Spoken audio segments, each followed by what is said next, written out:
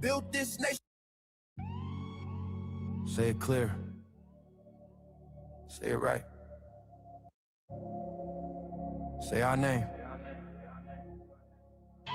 Built this nation with our bodies and brains.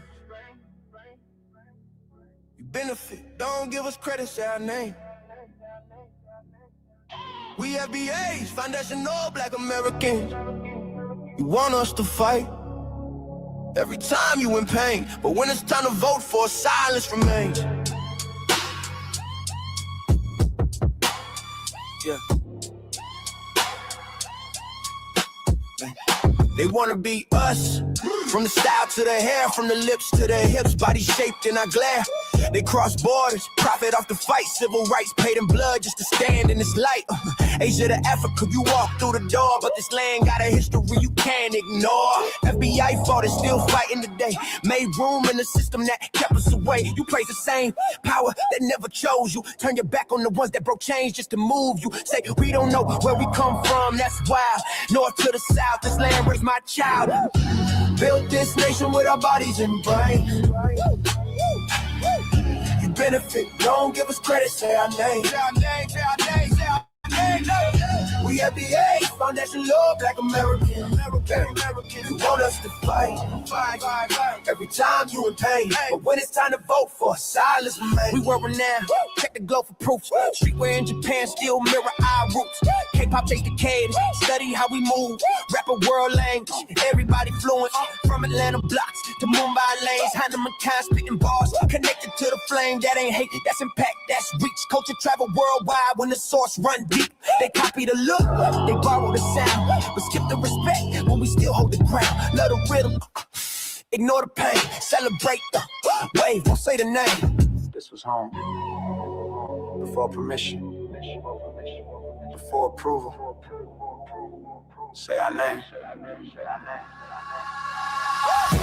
Built this nation with our bodies and brains. Build this brain, yeah. Benefit, don't give us credit, say our name. Say our name, say our name, say our name. We FBA, foundation law, Black Americans. You want us to fight every time you in pain, but when it's time to vote for, silence remains. Say our name, say our name, say our name. Say our name. Say our name. Say our name. Say our name. Don't need your respect. Never needed permission.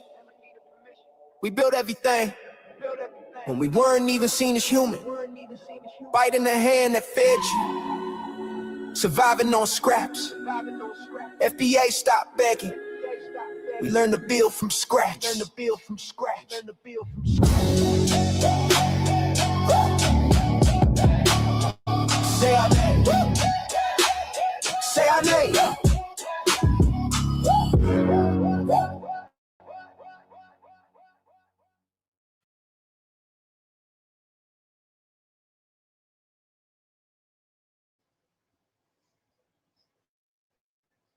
Okay, we have any more videos coming up, Brother Che?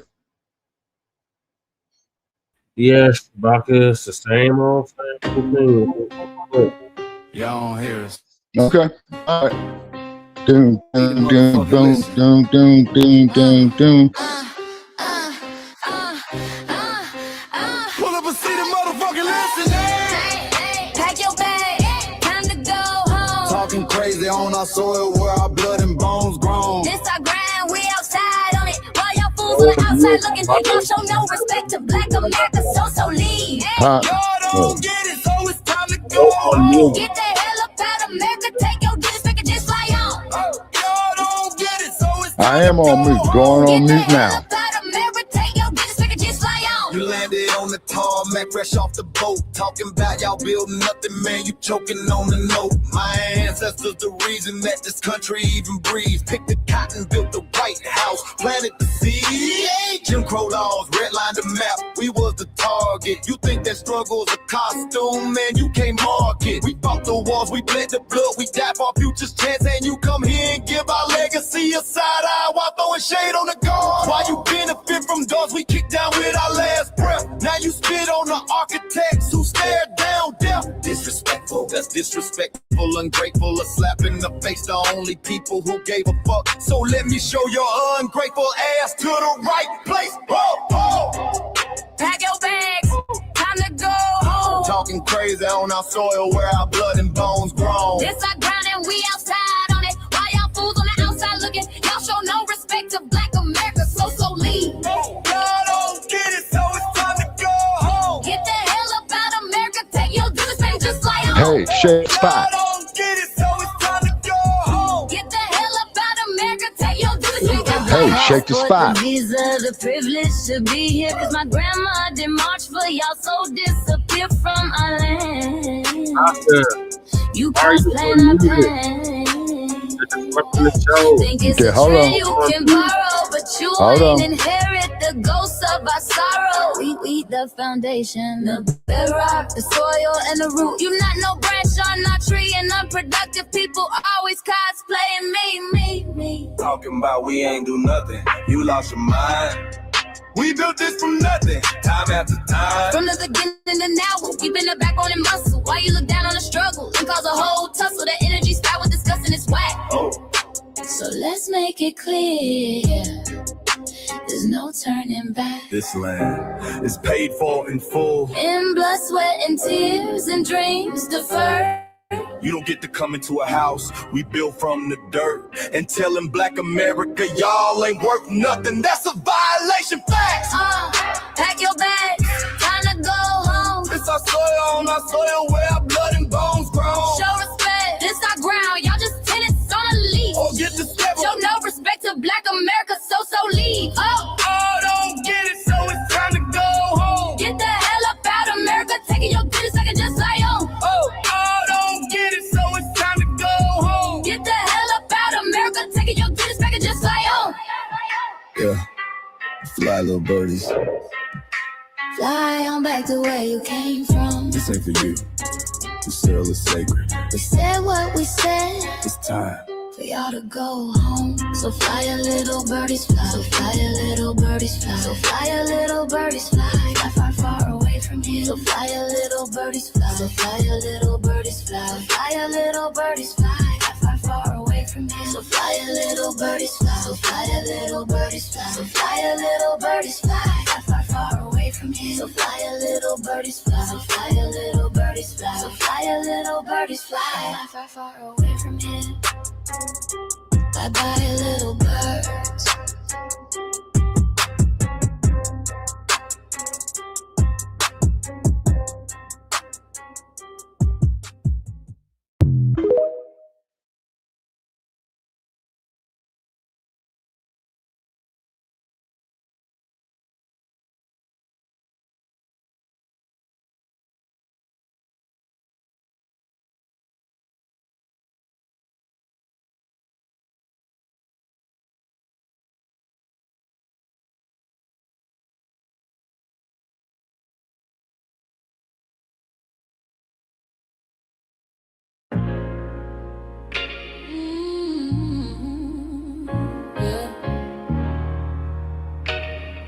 We forgot, but we never forget.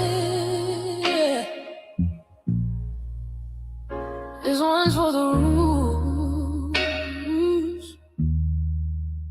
We built this land from dust and tears, 400 years, and we still here. They write new rules, but they don't see every freedom they got came off you and me.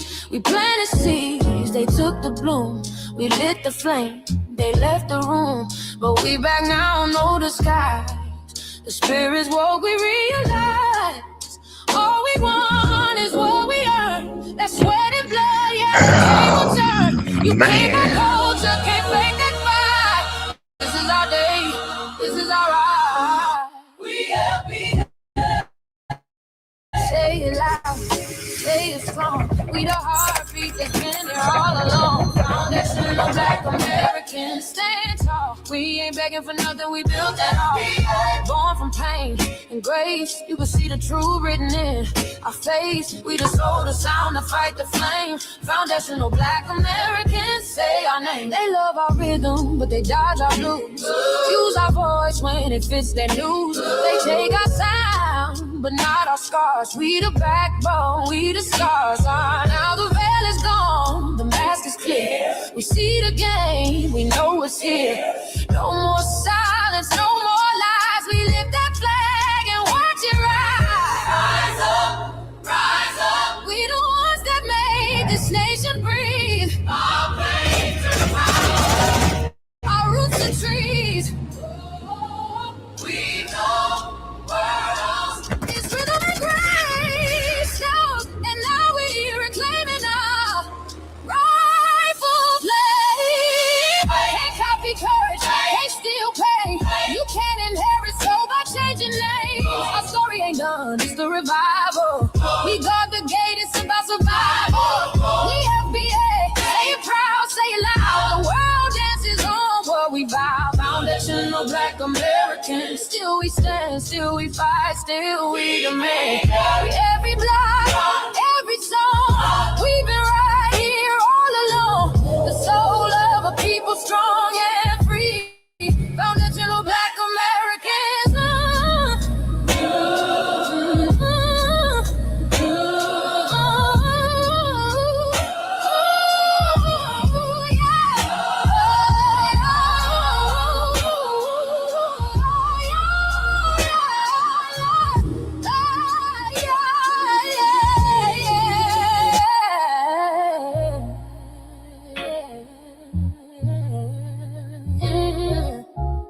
We the first, we the root, we the fire. Still rising, still here. Foundational Black American. We set the tone and they copy the cadence. Dance to our drums and deny the foundation. Wear the style but don't honor the source. Smile in the crowd and you distance and force. Say you not us but you rap like we breathe. Take the rhythm, then fuse the receipts. I ain't mad, I'm just holding the glass. Showing the mirror, now answer it back. I ain't here to cancel nobody. Just keep it honest, keep it solid. If you eat from the table we built, don't act surprised when we guard it. Do you like that? Do you like that? When I flip your sound and I ride like that. Do you like that? Do you like that? Do you like that? Cause that's how it feel when you borrow my culture. Then act like we never mattered. Hip-hop.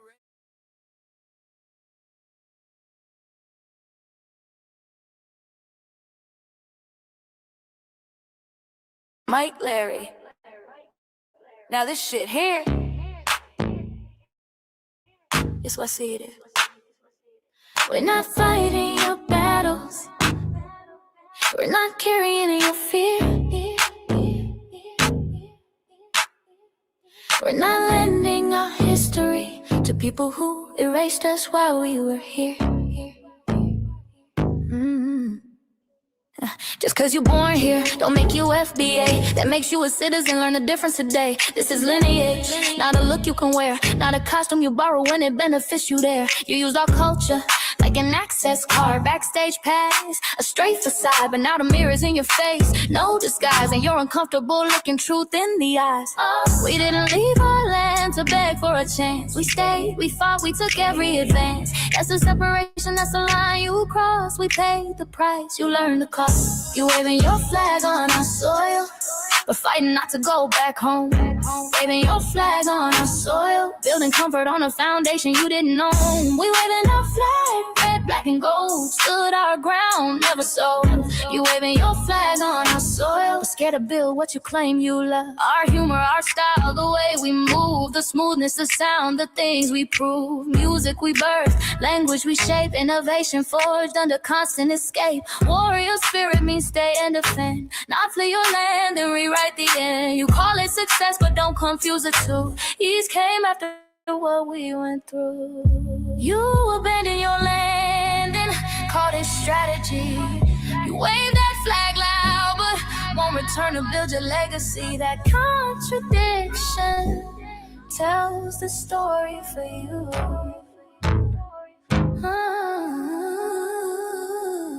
You waving your flag on our soil, or fighting not to go back home.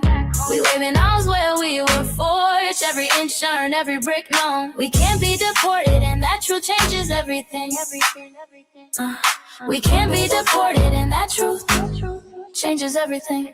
We know who we are, and now we see who you are too. Just because y'all born here doesn't make you FBA at all. It makes you an American citizen. It's biologically impossible to be us because it's a lineage, not some damn costume you can just put on to look cool. You immigrants and immigrant Americans has used our culture as an access card, a backstage pass to our culture. Now y'all have to look in the mirror.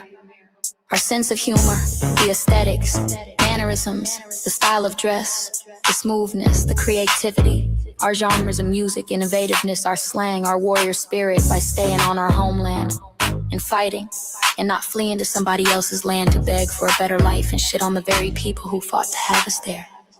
That's who we are. And we know who the hell y'all are waving your flag on our soil and fighting to make sure y'all don't go back.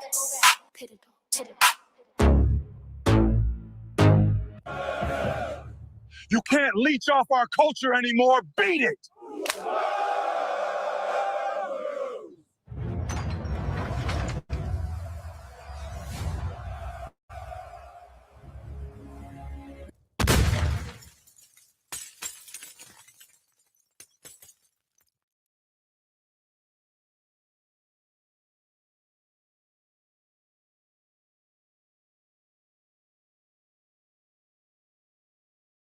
Mike Larry, man,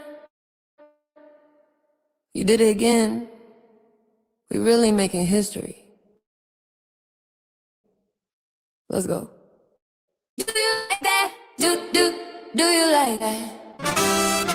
Flip your sound, how you like that? Do you like that? Do you like that? Say it loud, don't walk it back. Do you like that? Do you like that? You grew up mimicking us, now y'all switch it up.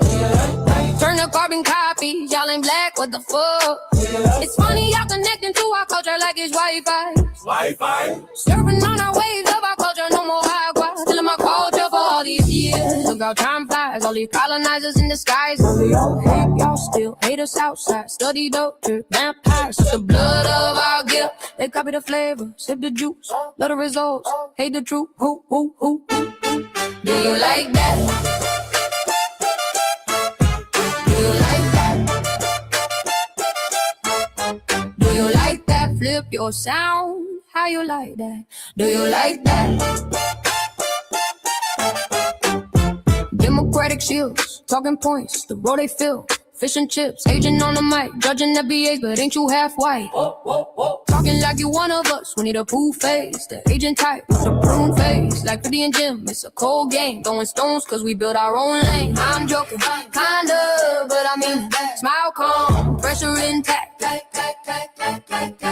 Y'all proud where y'all from, where they flag, beat they drum. But when it's us, tone switch fast. Same pride, but it's too much. FBA pride, lineage solid, you can't put this on, can't try it on. Built here, stayed in fought, that's the difference. That's the car. Do you like that?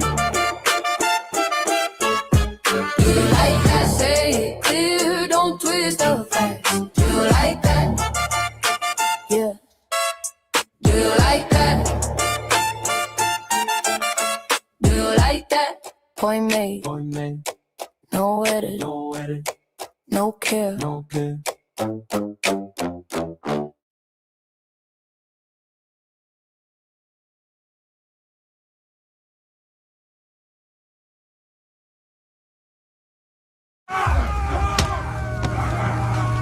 You know, erasing history is something that you have to do when it comes to conquest, domination, and destroying a people. If people knew who they were, what they were, and what they were capable of in the past, they will understand what they have a possibility or a likelihood of doing in the future.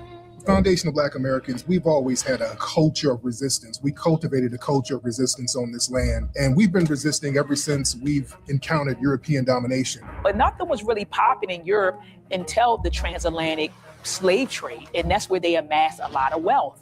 One thing that I think is unique about our culture as far as how we resist, how we fight back, is just the environment we were put in from day one. Being only 13% of the population, the white supremacists were very meticulous about keeping that population at a certain amount. There was never a period when we did not resist the encroachment of the white man. They have a natural behavior of authority no matter where they go. That's why they'll step up in front of us in the line at the store. We're not important. They don't even see us. We've never been able to excel. We've never been able to relax. We've never been able to just be, which means that existence is resistance. It must be something in our DNA, our historical background, to when something doesn't sit right with us, especially spiritually, in our souls and in our spirit, we just say no. We live resistance. You know, from the moment we're born, we're in resistance. And it's handed down generation to generation.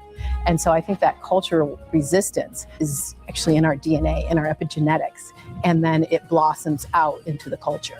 So there's almost nothing in America that we do, from song to dance to politics to the way we talk, the way we dress, having coded languages considered to be slang today. Everything about Black American culture is a form of resistance. Of course, they want to always downplay our contributions to the global tapestry because they continue to act like our number one export in this country is not Black innovation. Everyone understands that our resistance has been the cornerstone of what foundational Black Americans have always done. We are the life that breathes everything into this nation. The further back you go, the further Black you go. It's just simple like that, brother.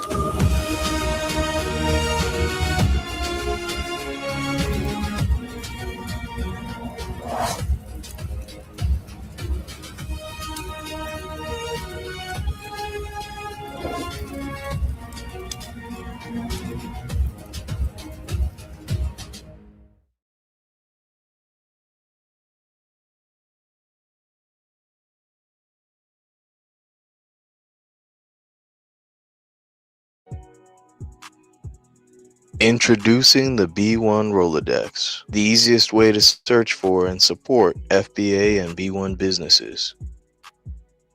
Hundreds of entries from the Black grassroots for the Black grassroots.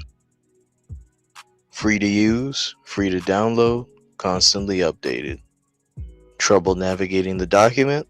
Try using the map version. Notice a business missing? Use this simple Google form to submit an FBA or B1 business. Also submit anti-Black businesses, which are now being collected in that last tab. Find resources, contact numbers, and much more using the second tab. All the info you need to start practicing group economics today. Go to blacktruthunited.com. That's blacktruthunited.com. Greetings, my family. Greetings, and thank y'all for tuning in to another episode of Shabakas Black Speech Enhanced in conjunction with the Front Line Blacc News. I'm your co-host, Chan Krummer, and we're joined with the other co-host, Corey, from the co-executive producer and co-host Joe. And on this season 12, episode 8 of Shabakas Black Speech Enhanced in conjunction with the Front Line Blacc News, we'll be discussing several topics. First one is Fredericc Douglass Speech in London, the latest on the Nolan Wells case, James Byrd effect, Lindsey Graham's funeral, Governor Andy Beshear Gives McConnell an ultimatum, speak up or step down, bite of Chicago shooting update, ICE to target Haitian migrants as protected status ends, Chief Assistant Eric Bieniemy's son charged in shooting up his mother in Virginia, authorities say. Berlin Pride attacker was hardcore ISIS sympathizer on government list. Extremism expert says. And Shabaka's Black Experience Enhanced is based off the 50th anniversary of the founding of the original Blacc Panther Party for self-defense. It started on Blogtalk Radio back in 2016 and have been around for 12 seasons now. Shabaka's Black Experience Enhanced covers the Black experience from the beginning of time until 10 minutes ago. It is also a part of the Front Line campaign and has recently, within the last 2 to 3 years, moved from Blogtalk Radio to Streamyard. Please make sure you like and share the broadcast, family. Your family, hit that like, share, and subscribe button and the subscribe bell. And please join us on Streamyard, YouTube, Front Line Blacc News. The links to all of our channels are in the description.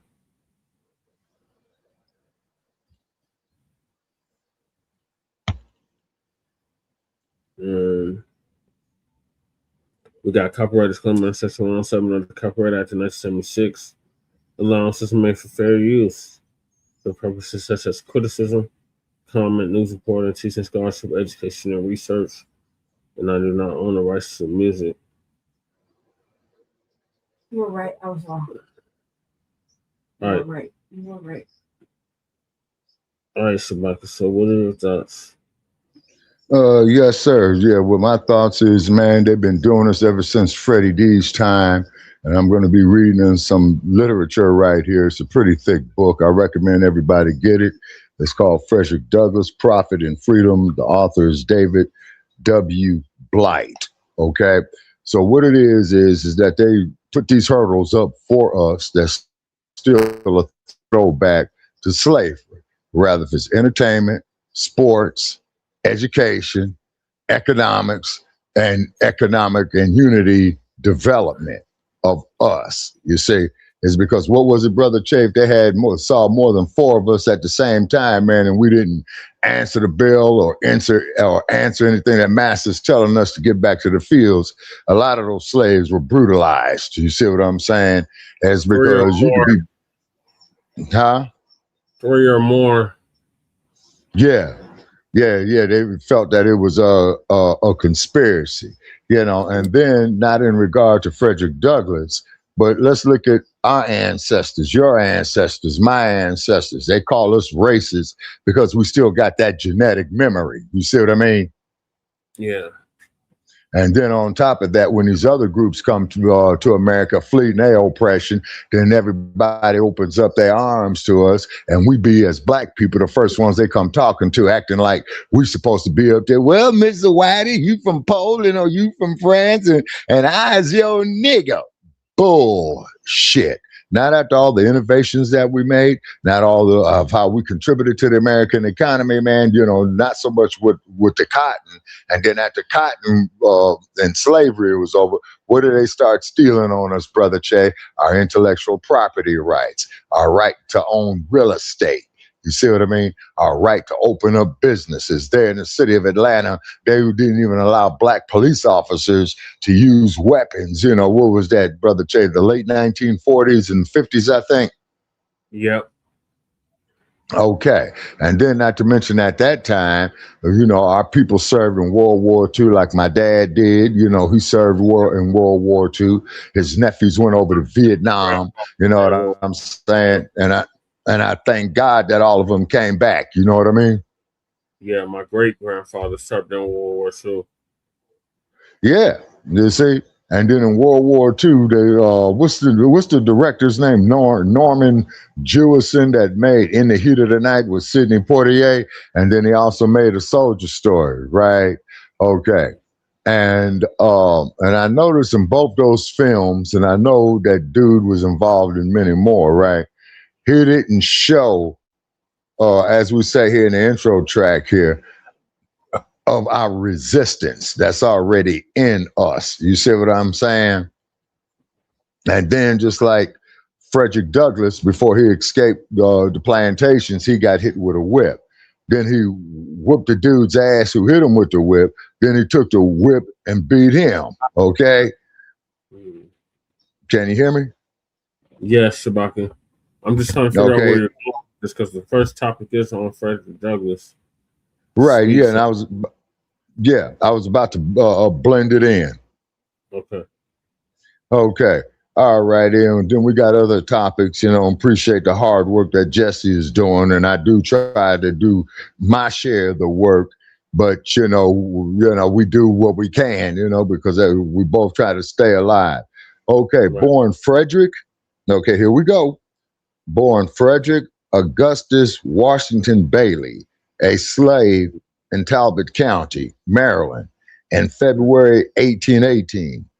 The future Fredericc Douglass was the son of Harriet Bailey, one of 5 daughters of Betsy Bailey, and with some likelihood his mother's white owner.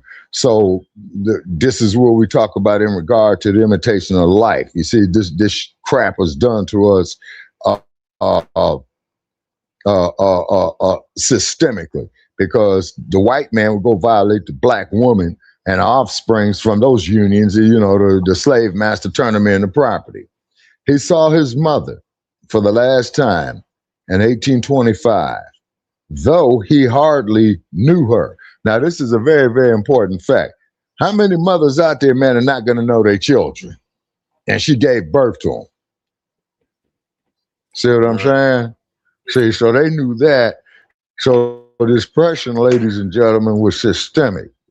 She died the following year. Damn. He didn't even get to know his mama.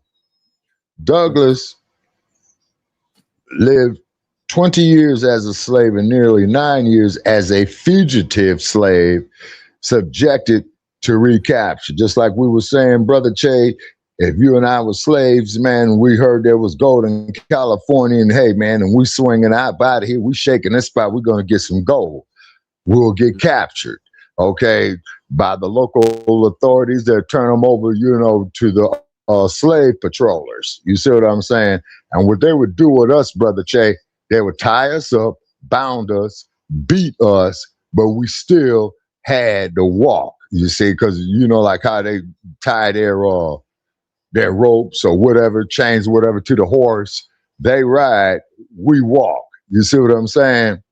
From the 1840s to his death in 1895, he attained international fame as an abolitionist, editor, orator of almost unparalleled stature. Okay, so that right there, people, is that he developed himself, got him some skills, because as you all know, after he beat up the slave owner, he had to get up out of town. So he was a stowaway on a ship in the harbor of Baltimore, Maryland. So when he was captured, they said, well, man, you might as well work. You know what I'm saying? Yeah. Okay. And the author of 3 autobiographies that are classics of the genre. As a public man, he began his abolitionist career 2 decades before America would divide and fight the Civil War over slavery. Now, ladies and gentlemen, that is perhaps one of the biggest lies ever told. What it was that when you are a slave, you do what the slave master say. So I'm quite sure that a lot of brothers, were told, to go fight the, what do they call them? The Yankees or the Northern Union Army or whatever. You see what I'm saying? The slave didn't have a choice. You see, then you had some slaves who escaped slavery that wanted to fight with the Union Army, okay, but they only promoted very, very few to the officers' rank, like the major that we did. The one, do you remember the story we did a while back on the major in the Army? Yep. Yeah, you see, but he could not command white troops. Black officers in the U.S. military, regardless of the branch, were not allowed to command white subordinates. That shit didn't happen, man, until 1951 and through the 50s and into the early 60s, and Vietnam came along. You see what I'm saying? Okay, getting back to school here. I'm going to school too, okay? And Freddie was the author of 3 autobiographies that are classics of the genre. As a public man, he began his abolitionist career 2 decades before America would divide and fight in the Civil War. Now, that he openly welcomed, okay? He openly welcomed this. You see what I mean? Okay. Now, there's trolls on Facebook that says you niggas don't need reparations. What about all the white soldiers, you know, to free your black ass? That was the exact words of the troll, right? Okay. So I told the troll this, is that what it was is that we had wanted to escape slavery. We're figuring y'all getting rid of slavery. So we want to be on your side, but to find out that you were still treated just as bad in the Union Army as you were in the Confederate Army, because they still to this day, to quote Deontay Wilder, we still fighting to this day. You see? And this is why, as you say there in the clips, they want our rhythm, they want our inventions, but they don't want the blues, okay? So the Civil War over slavery that he openly welcomed, Douglass was born in a backwater of the slave society of the South, just as steamboats appeared in bays and on American rivers and before the telegraph. The railroad and the rotary press changed human mobility and consciousness. You see that, people? The railroads and the publications of newspapers. You see what I mean? And then everybody's up there talking about the Union Pacific Railroad. Yeah, they got the railroad through the Sierra Nevada, the snow and all this shit. And they used the Chinese to build it, who came from San Francisco. But it was us, black family, that built the Southern Pacific Railroad from Atlanta, Georgia, all the way to Los Angeles, California. Okay? And then he died after the emergence of electric lights, the telephone, and the invention of the phonograph, which we know as a record player to this day, okay? He was a ferocious critic of the United States and all of its hypocrisies. He strongly believed in self-reliance and demanded active intervention, the interventionist government at all levels to free slaves, defeat the Confederacy, and protect black citizens against terror and discrimination. Now, people, on that right there, isn't that there what our brother Malcolm X talked about? When he was born, they burned down the house. You see what I'm saying? Okay, forgive me, people, because I'm up here multitasking. I'm up here trying to figure the right pair of glasses where I could read this fine print shit.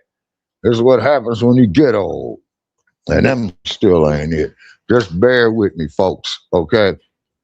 And then, okay, and then he fought against mob violence as well, too, but believed in certain kinds of revolutionary violence.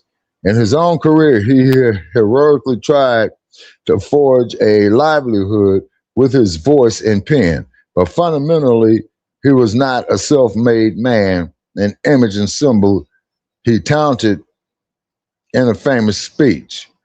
And though which modern conservatives have adapted him as a proponent of individualism, he truly believed women were equal and ought to have the fundamental rights.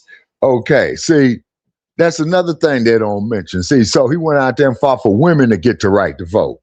You see, now this is before 1920, okay, when they gave the woman to vote. You see what I'm saying? And what's the woman's name who was on the Titanic who was part of the women's movement? Molly Brown, I think, Brother Che. Yeah. Okay. And then, okay, and like I said, he fought against mob violence, but believed in certain kinds of revolutionary violence. You see what I'm saying? Okay. Then he became an old, okay. And then, indeed, the old fugitive slave has become, in the early 21st century, wait a minute, a malleable figure adopted by all elements of the political spectrum, okay? Not less not least by current Republicans who have claimed Douglass quite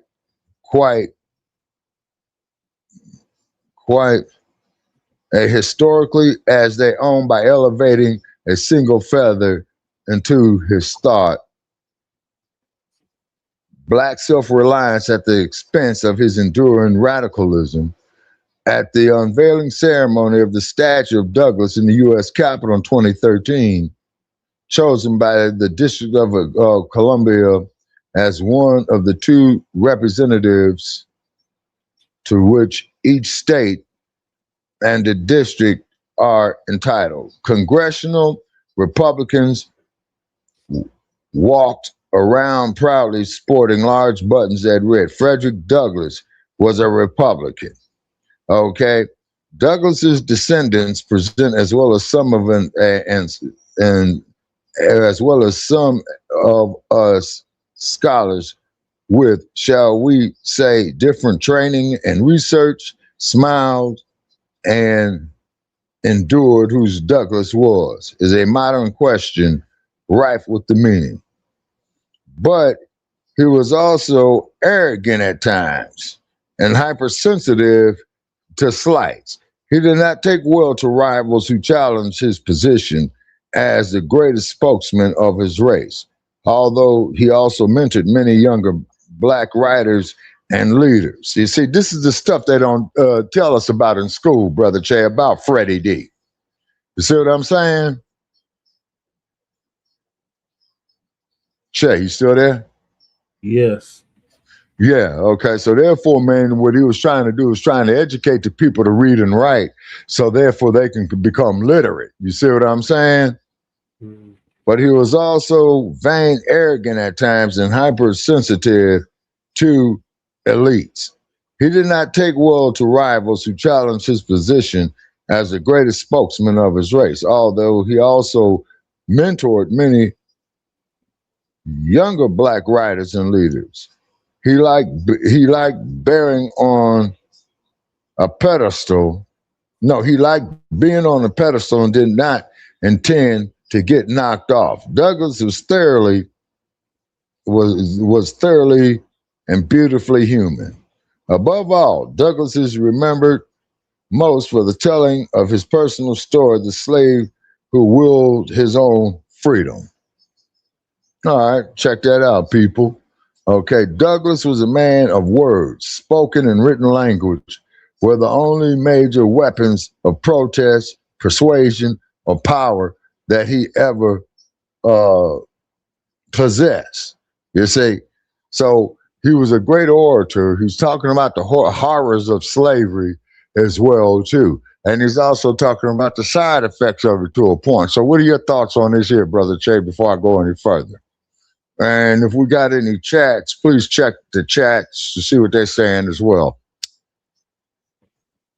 because I'm unable to do it. Brother Che?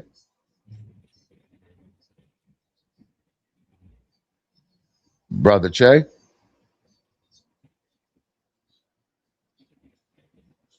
Brother Che?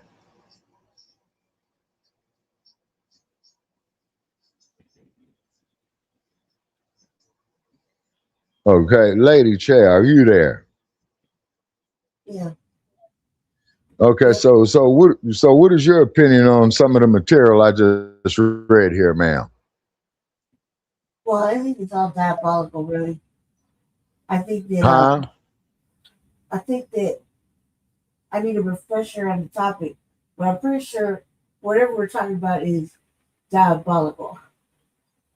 No, we're talking about Frederick Douglass, who escaped slavery and then also went around the world, mentioning its horrors. Yeah, and didn't he married outside the race, right? Yeah, that is true. In his latter years, he did. Yeah. I think they don't give him enough credit. Stop it, Blake Magic. Magic. Put the kitty on TV. He wants to come on TV. We can't. I don't know why she's screaming like that. I think it's upsetting because I think he didn't get enough acknowledgement for his works. Who, Fredericc Douglass? Yeah. Yeah. Okay. All righty. I like Now, story by him being huh? because I like the backstory by him being slave because he could have did more with that. You know what I mean?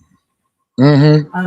Because he came from he was coming out of that time period.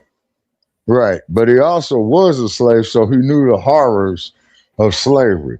Just like that infamous picture that they got of the slave who was beaten and they showed his back. I know you've seen it. Yeah. Jesse. Yeah, Is Jesse falling asleep? Yeah, No. It's because it's been like a hectic last couple of days. You know what I mean? And he's been like he hasn't gotten enough rest. I was trying to let you finish talking, Shabaka, but Yeah. to keep up. He asked you what you thought, and then he moved on to me. Okay, but I was basically speaking of Freddie D's resistance. Now I want to get to this when he traveled overseas. Yeah, because he traveled overseas and he was in England, talking about the horrors of it, right? And then what had happened was he had, how should I say, offended there's some members of a certain society. You see what I mean? And this was in the 1870s is because, yeah, go ahead. Oh, Shabaka, you got no clips of this? No. Do I have what? So? I'm not sure why you didn't put the clip with it. No, Shabaka just wanted to talk about this, so let Shabaka finish talking. Go ahead, Shabaka. Yes, sir. And then we're going to go off into it. Now, by 1876, a pivotal general election year and the nation's centennial celebration, that's when they made your state a state in 1876. Only 3 southern states remained unredeemed to the white counter-revolution against Reconstruction. Each of them, Louisiana, South Carolina, and Florida, had Republican-controlled regimes teetering on the brink of political extinction at the hands of terror, murder, and election fraud organized in the service of the Democrats, of the Democratic Party, and white supremacy.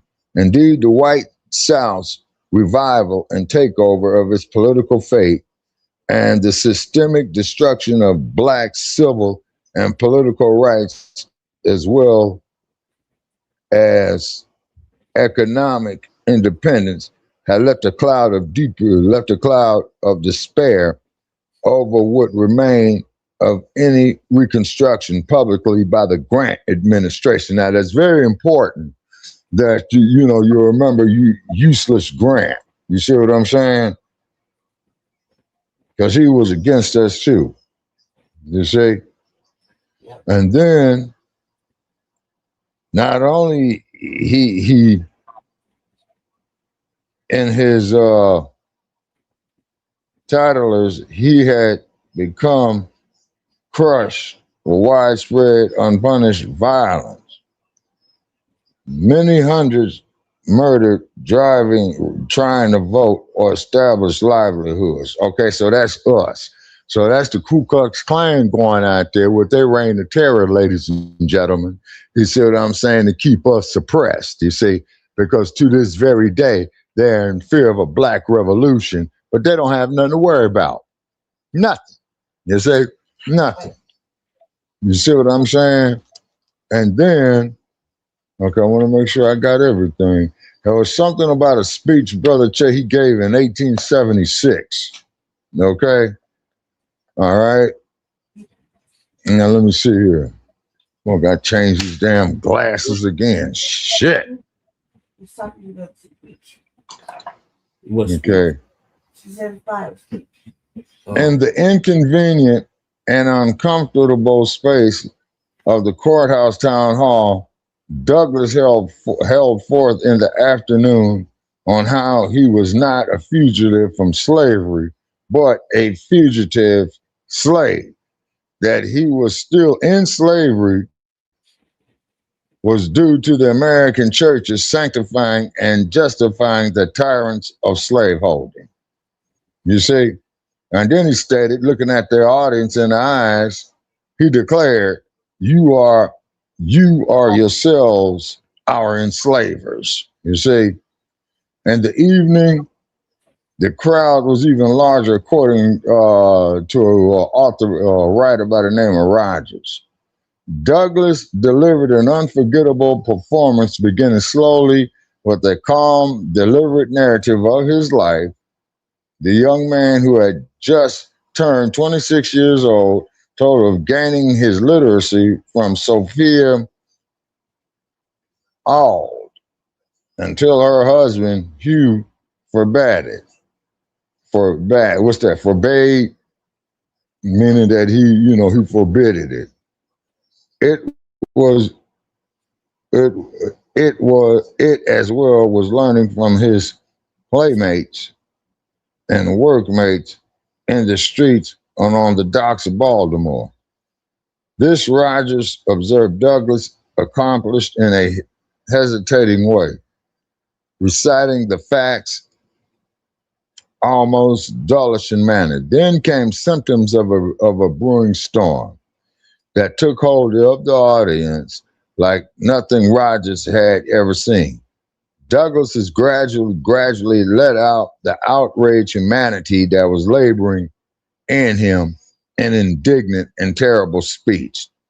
It was not so much eloquence, said the New Hampshire editor, but something sterner, darker, deeper, writing as though still breathing heavily while listening to Douglass. So right there, people, they're showing you, he's telling the world of these horrors. You see what I'm saying? So he's getting to some of them, but the majority are not getting with him. You see? So basically, that there is a part of our resistance. And then we're going to change the subject, to Brother Che. And then in the meantime, what I'm going to do is be off in the back. So I thoroughly got to go through this book, Brother Che. So that means I'm going to have to read it from beginning to end, you see, because there were some more things in there as well, too. And then just like the powerful speech he gave in 1866,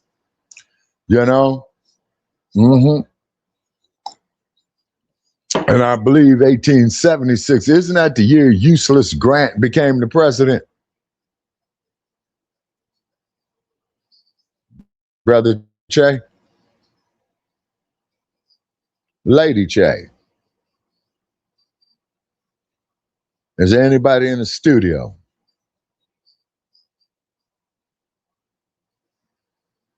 Brother Che?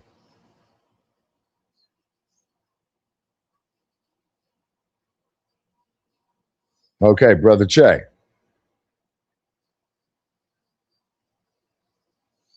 Okay, Lady Che, are you there?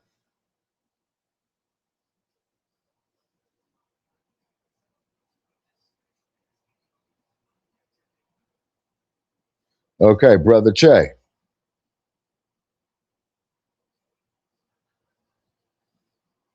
Okay, ladies and gentlemen, we're probably having some technical difficulties with our Denver office, but another subject that we was going to get back on was on Mr. Wells, who was drowned in Mississippi, who was out there with his white friends, and he came up dead. And I want to get Brother Che's feedback on that. Brother Che?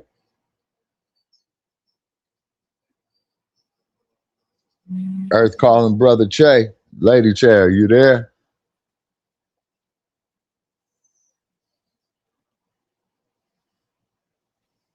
Okay, must have some technical difficulties. Now, we're going to change the subject to bring it up to modern times because we want to talk about what happened with Mr. James Byrd in 1994. Okay, when Mr. Byrd was in Texas, just got off of work, and these four individuals asked him if he wanted to ride home.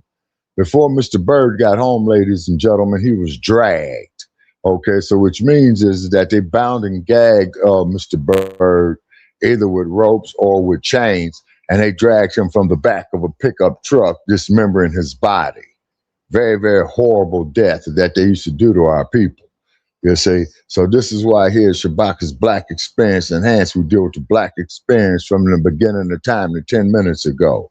Brother Che.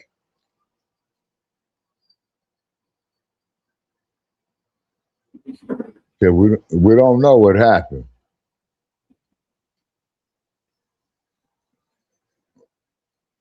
Okay, Brother Che.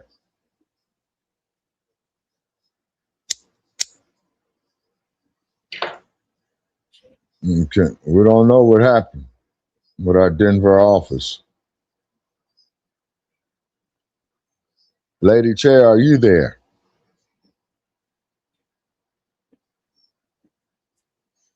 Okay, I'll wait for them.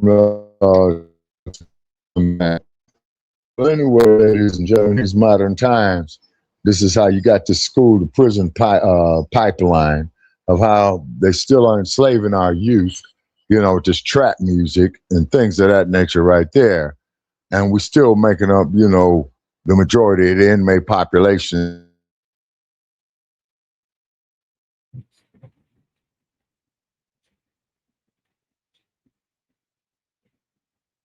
Or the first quarter of the 25th century. You see, Brother Che. Jesse. Yeah. Who's coming? Robert. Where? Okay, yeah, I'm still on the air, Brother Che. Oh, what did you say, Shabaka? Okay, yeah. So what I was saying was, you know, on the material that I read on Fredericc Douglass, where he was trying to do something, you know, with the Republican Party in the 1876 election, the year your state became a state. And wasn't that useless Grant who was still the president at the time? No, it was Johnson. It was Rutherford B. Hayes. Okay, Rutherford B. Hayes. Okay, so yeah. So therefore, with Douglass trying to appeal to these presidents, Andrew Johnson, who was at the Lincoln, and who was the president after Andrew Johnson? I think it was Useless Grant. Yeah. Okay.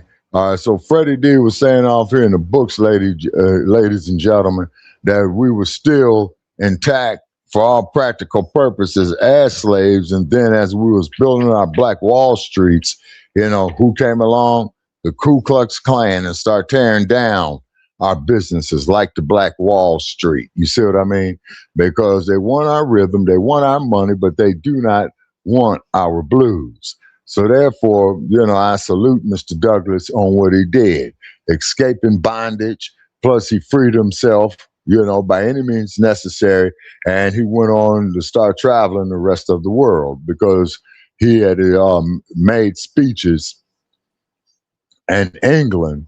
And then the main ones who was against him in England, guess who it was, Brother Che?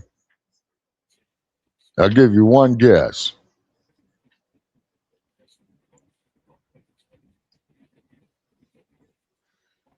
Okay.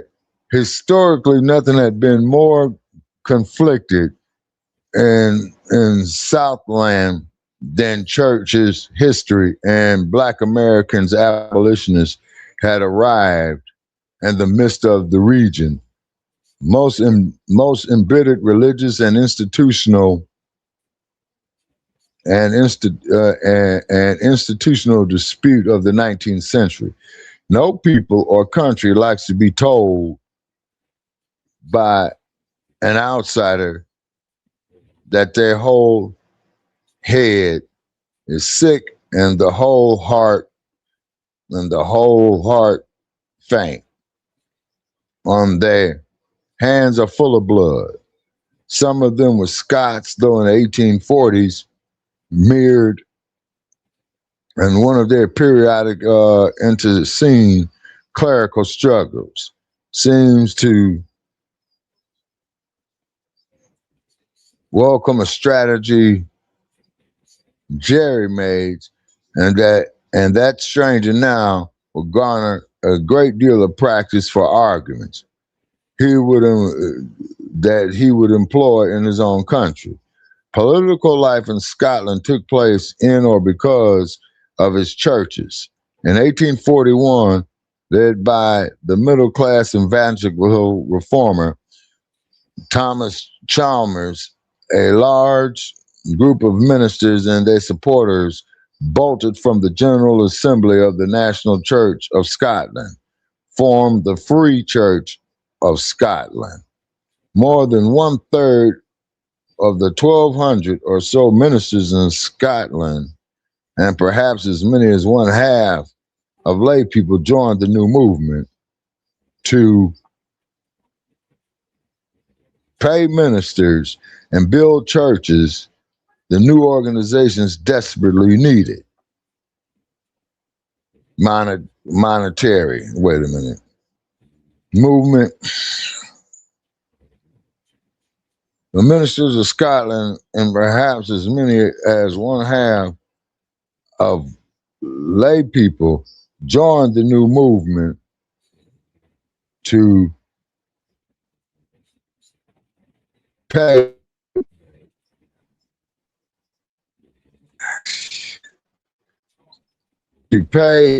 ministers and build churches. The new organization desperately needed memory.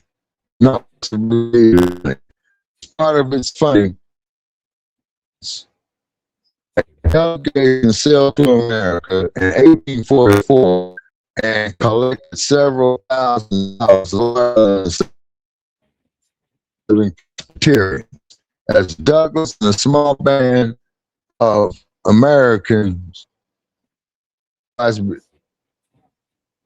Douglas and a small band of Americans, abolitionists began to draw large crowds in 1846 in Glasgow, Edinburgh, which is in Scotland, and many smaller towns across Scotland. The region was aflame with controversy over slavery, and especially over the alleged tainted lucre, the large taintlet gathered from American slave owners. So in other words, Brother Che, these finished goods that the slaves produced in the United States, the British bought a lot of them, or the Scots. The first speeches in Scotland, Douglas had struck to the nature of slavery and racial prejudice in the United States. Scottish audiences applaud and laughed vigorously as Douglas entertained them with tales of his youth and wrote over more details of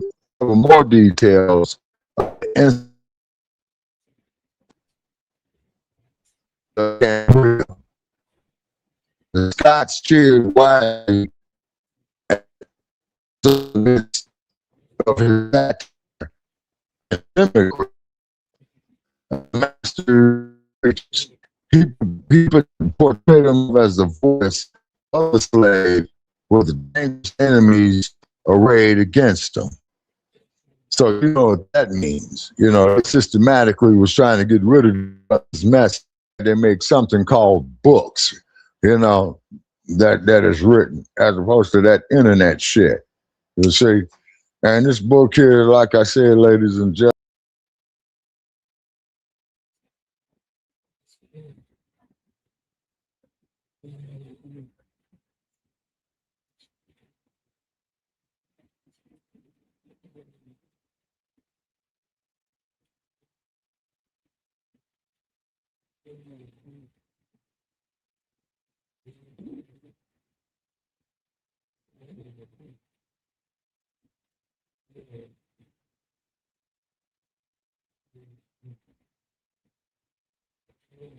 Jesse.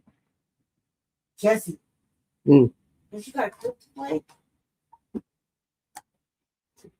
We're gonna bring him salad. Keep kicking Shabaka out the studio. Yeah. It's not me. Like, either either way. It's a StreamYard. No, because I don't know where Shabaka's going with it. I don't know if he's done with the Fredericc Douglass speech. Yeah, I'm done with it. No, I'm done with it. We can move on to the next topic. Okay.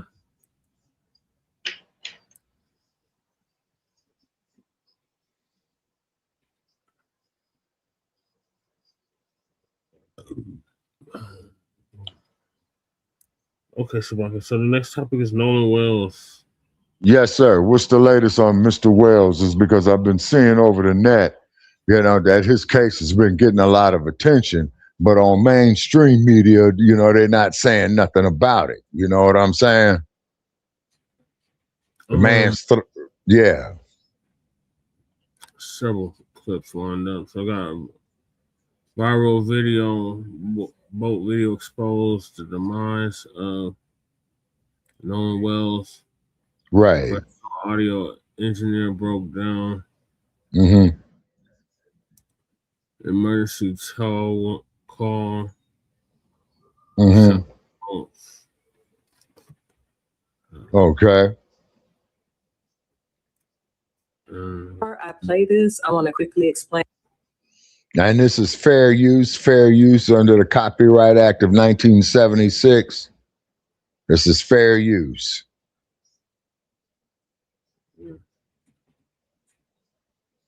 And Nolan Wells' ex-teammate Byrd Edmondson accused after emergency call leaks.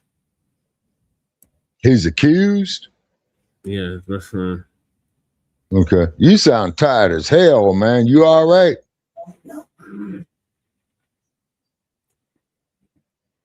I'm just trying to get all this in order, so I feel like I didn't really have time to put this together.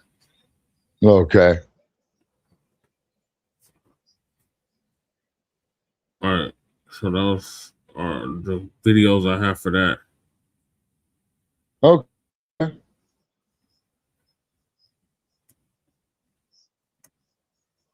All right. So which one do you want to play first, Shabaka? The Nolan Wells. What's the latest on Nolan Wells? Oh, these are all the latest on them. So which one of the clips do you want to play first? Okay, let's play the clips first, man. There were a lot of suspicion is starting to turn on these folks because based off of previous information we had on this, they did not make an honest effort to save him.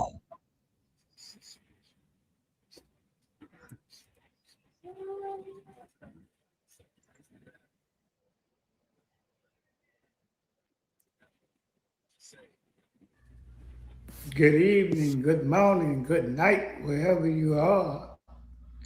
This is the Hells out of New Orleans coming to you with another informative video.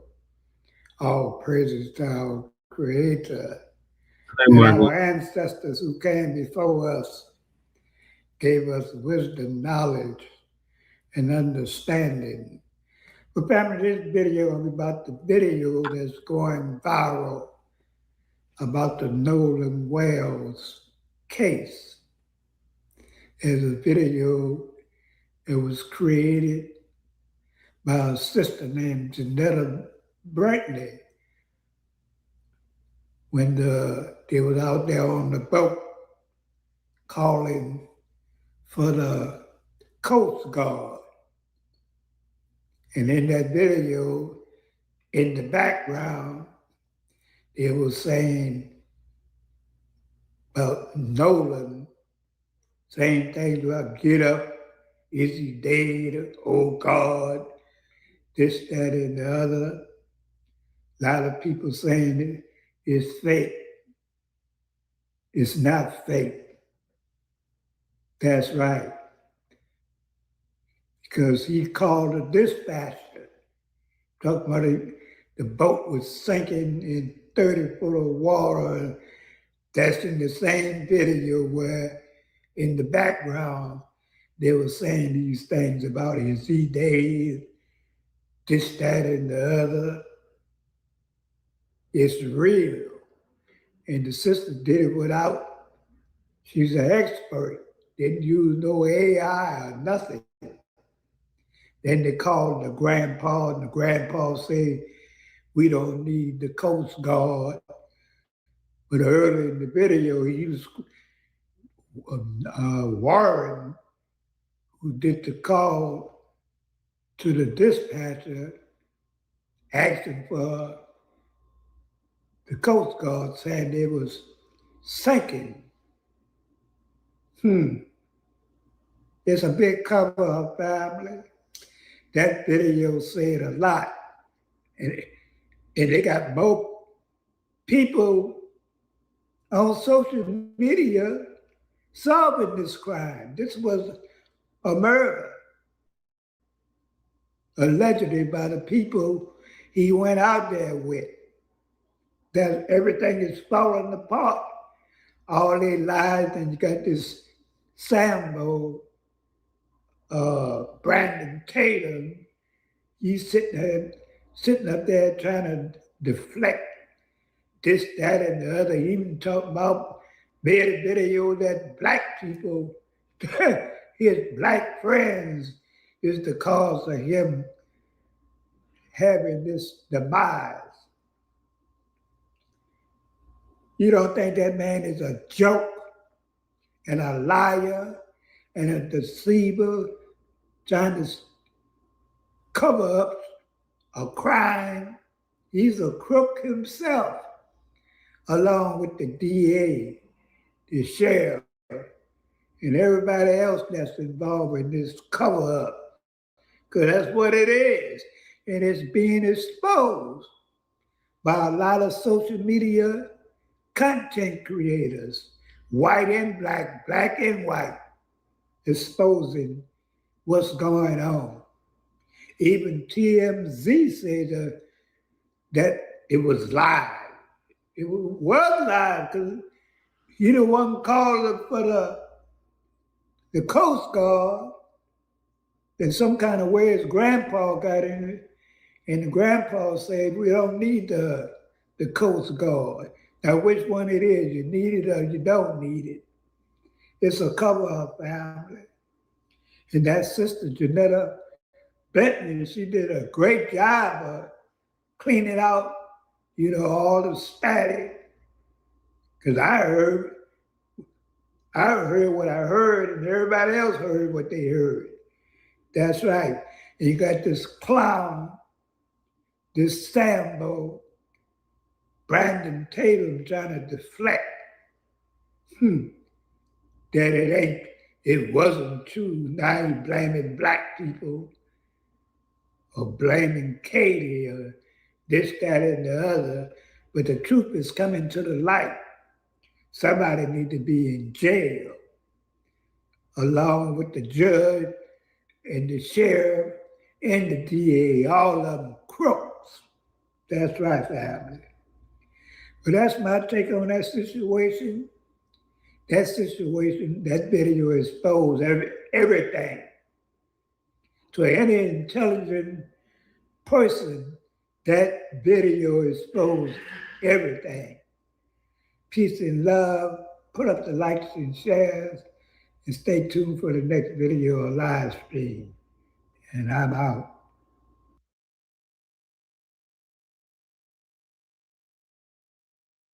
Okay, thank you, Bobby Rashawn out of New Orleans for that. Before I played this, I want to quickly explain what I did, what you're looking at on the screen, and why I chose to approach this audio the way that I did. As a professional audio engineer with experience in dialogue editing, dialogue cleanup, sound design, and post-production, I decided to work on that C-to call using traditional audio processing techniques rather than relying on any AI voice separation or AI enhancement. My goal was pretty much to preserve as much of the original recording as possible while making the quieter dialogue and background audio easier to hear. So I basically use techniques such as subtractive EQ, compression, gain adjustments, noise reduction, frequency isolation, and other traditional processing methods. So what I did was I separated Vicky, the CTO dispatcher, from Warren and the audio originating from the boat so that I can concentrate more closely on what was happening behind and around Warren, pretty much on the boat. And I specifically chose not to rely on AI because aggressive AI enhancements and voice isolation tools can sometimes introduce artifacts and distort the speech or create ambiguity around the sounds that were originally present. And for something this serious, I wanted my processing to remain as conservative as possible. You'll also notice time code and dialogue written on the side of the screen and pop up during each segment. That dialogue represents what I personally hear as an audio engineer while processing and repeatedly reviewing these sections. I'm pretty much providing it as a listening reference, not as a declaration that my interpretation is the only possible interpretation. And that's important. I want you to listen for yourself, use headphones if you have them, listen closely and decide with your own ears what you believe is being said. And you can also return to the original unprocessed recording and compare directly with what you're hearing here. All right, peace and blessings. Peace and blessing. All praise is due to the Most High. And as Ephesians 5:11 says, take no part in the works of darkness, rather expose them. So I commend my dear sister, our beautiful sister, Gianna Brantley. She's a audio engineer, and she was able to professionally dissect and break down and make the CTO call clear that was allegedly made on the boat where many people feel like Nolan was being killed in the background. And so she just gave you the background. Now we're going to listen to that breakdown with what she interpreted to be said. And, you know, as she said, it made her emotional. And of course, for us, it's not shocking any longer because someone has already kind of broken it down. But this gives you a professional aspect of what is really said and being said on that call. Just listen. You'll also notice that my time code may not match the regular timestamp on the original uploaded video. And that's because I'm working inside a professional post-production timeline, a digital audio workstation, basically using simply time code, which in film, that's displayed in hours, minutes, seconds, and frames. Film and TV timelines are completely different from timestamps that you see when you're watching regular videos or when you're watching a movie and you hit pause.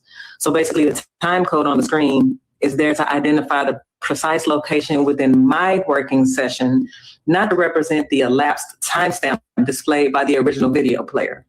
And I hope that makes sense.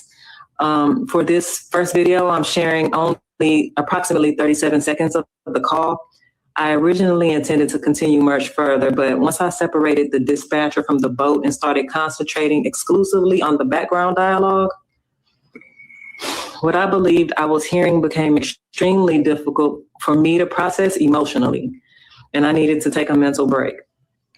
But I wanted to release this portion because some of the details that stood out most to me occurred very early in the call, like right at the top of the call. And so I'm gonna let the audio play, read my transcription if you want a reference, but don't allow it to determine what you hear. I want you to listen first, listen again, compare it with the original recording, and then judge it with your own ears. I hope this breakdown helps. And my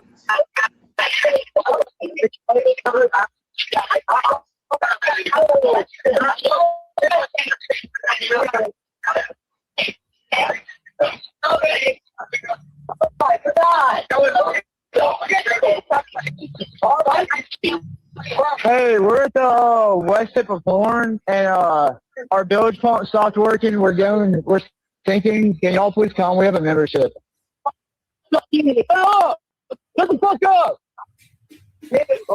And we'll stop it right there before we listen to it again. As you heard the lady say, interpreting what she heard, she wasn't able to emotionally process. She was only able to do and perform this exercise on 30 seconds of the call. So hopefully our sister will be able to get more done so we can hear some of the things in the background.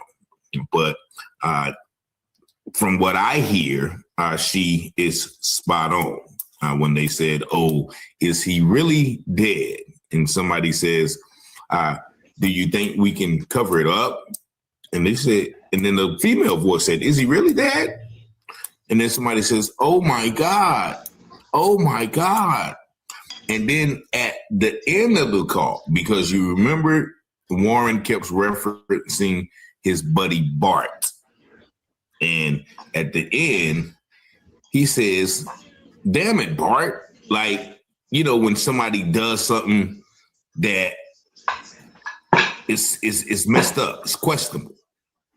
That's what it sounds like that damn it, Bart means. But let's listen to this call once again from the beginning. We'll break it down piece by piece.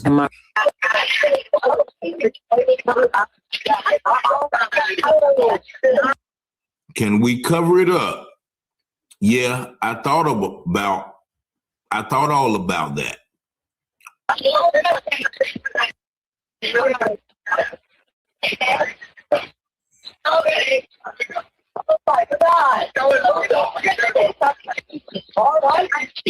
Hey, we're at the west tip of Horn, and our bilge pump stopped working. We're sinking. Can you all please come? We have a membership.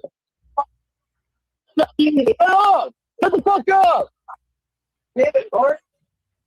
And you notice once again, this is at the top of the tow call. And the reason they're probably calling the tow call is to once again handle this emergency. Let's take it from the top one more time. Now helps. Am I?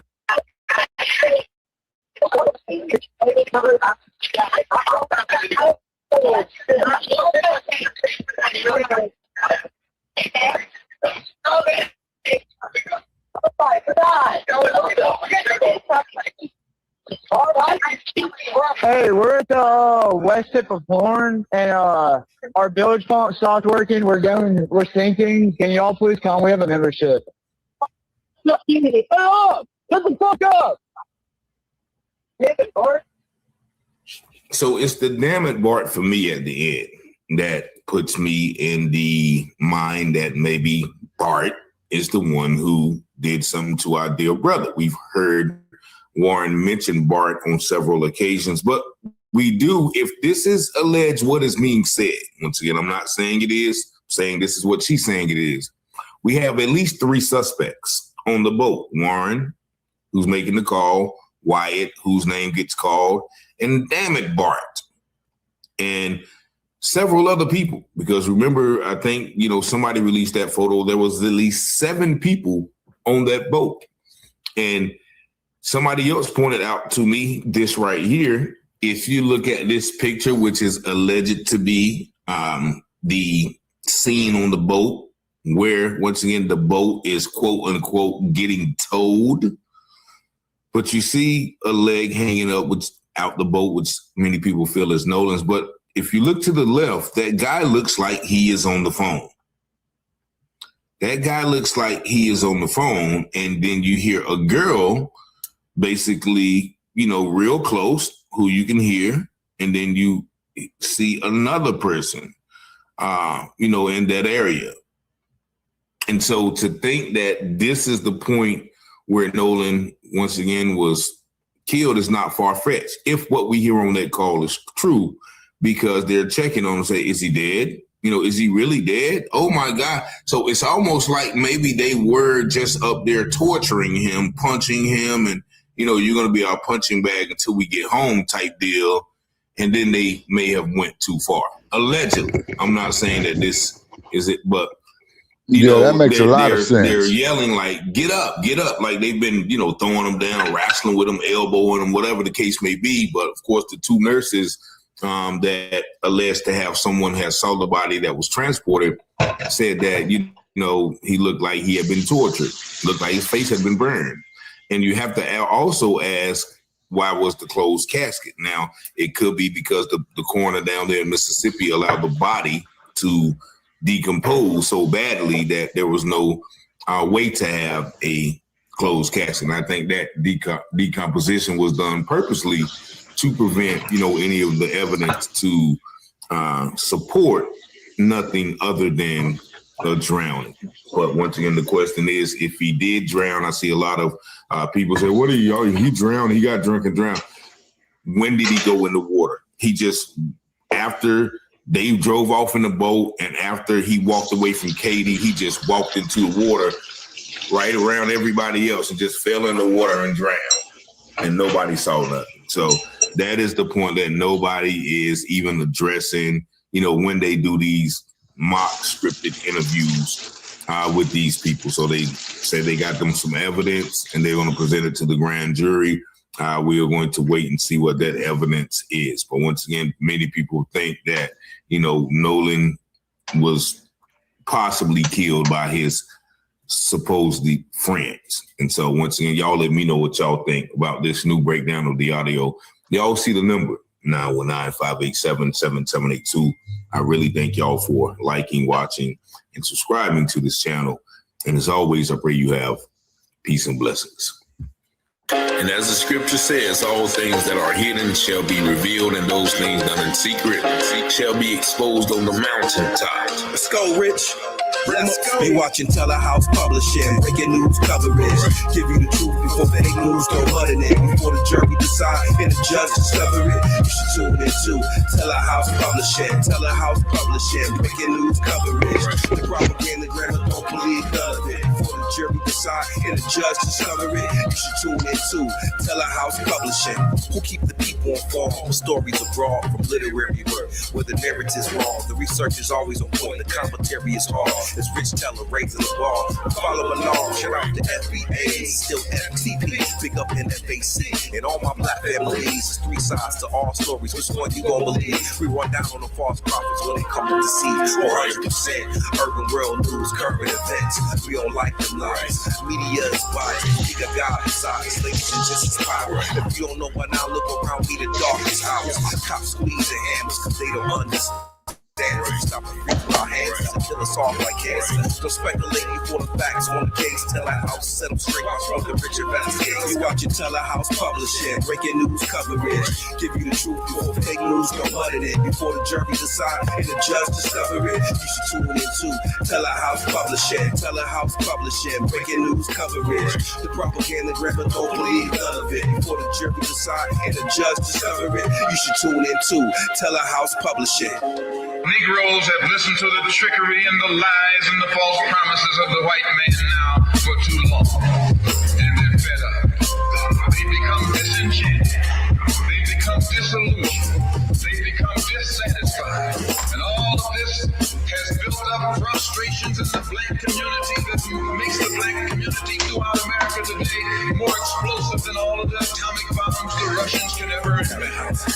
Telehouse Publishing, Telehouse Publishing, Telehouse Publishing, Telehouse Publishing, Telehouse Publishing, Telehouse Publishing, Telehouse Publishing.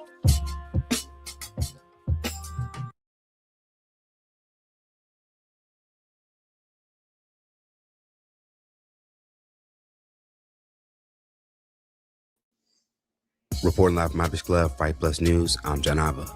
The case of Nolan Wells has now hit another level. They keep going in and out. Shabaka, are you on the phone? Yeah, I'm on the phone. And I'm getting ready to switch the phones in a minute because this one is starting to get hot. All right, what are you talking about last clip? Okay, the brother's absolutely right, man. You got too many unanswered questions. Mm-hmm. You see what I'm saying? So was it an initiation? Do these people have a secret organization that they're part of and you have to go out here and kill a black person or what? Because, they're very, very nonchalant about it. Yeah. Mm-hmm.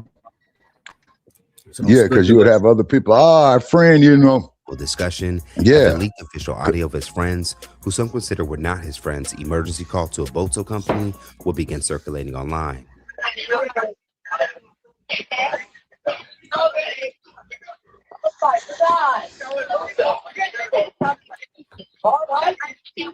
Hey, we're at the west tip of Horn, and our bilge pump stopped working. We're sinking. Can y'all please come? We have a membership. Shut the fuck up!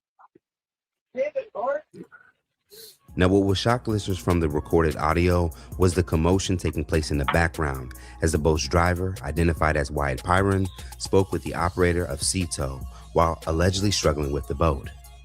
As reported, along with others, we appear to hear the word dead be used, along with something that sounds like Nolan, followed by a cry out of, "Oh my God," by a female passenger. Then a male voice saying, "Wake the F up," or "Shut the F up," and lastly, someone yelling out, "Damn it, Bart." Now, some have gone on to attempt to debunk a few of those claims being reported. So in this report, we will focus on the words that mainly everyone agrees to have heard, which is the woman yelling out, "Oh my God," and "Damn it, Bart."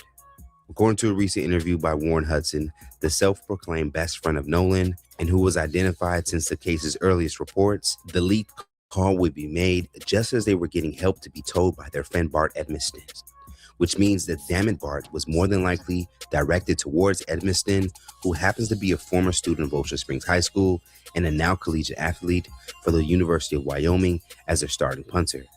Now, upon research, it can even be confirmed that Bart and Wells were also former teammates, as seen here in this picture, shared on Ocean Spring High School's football Facebook page, and ironically, what appeared to be a very wholesome moment of them next to each other, talking to elementary students, no longer reflects the status of where Edmiston and Wells have now ended up today, with one being a victim of a mysterious death and another accused of being behind it.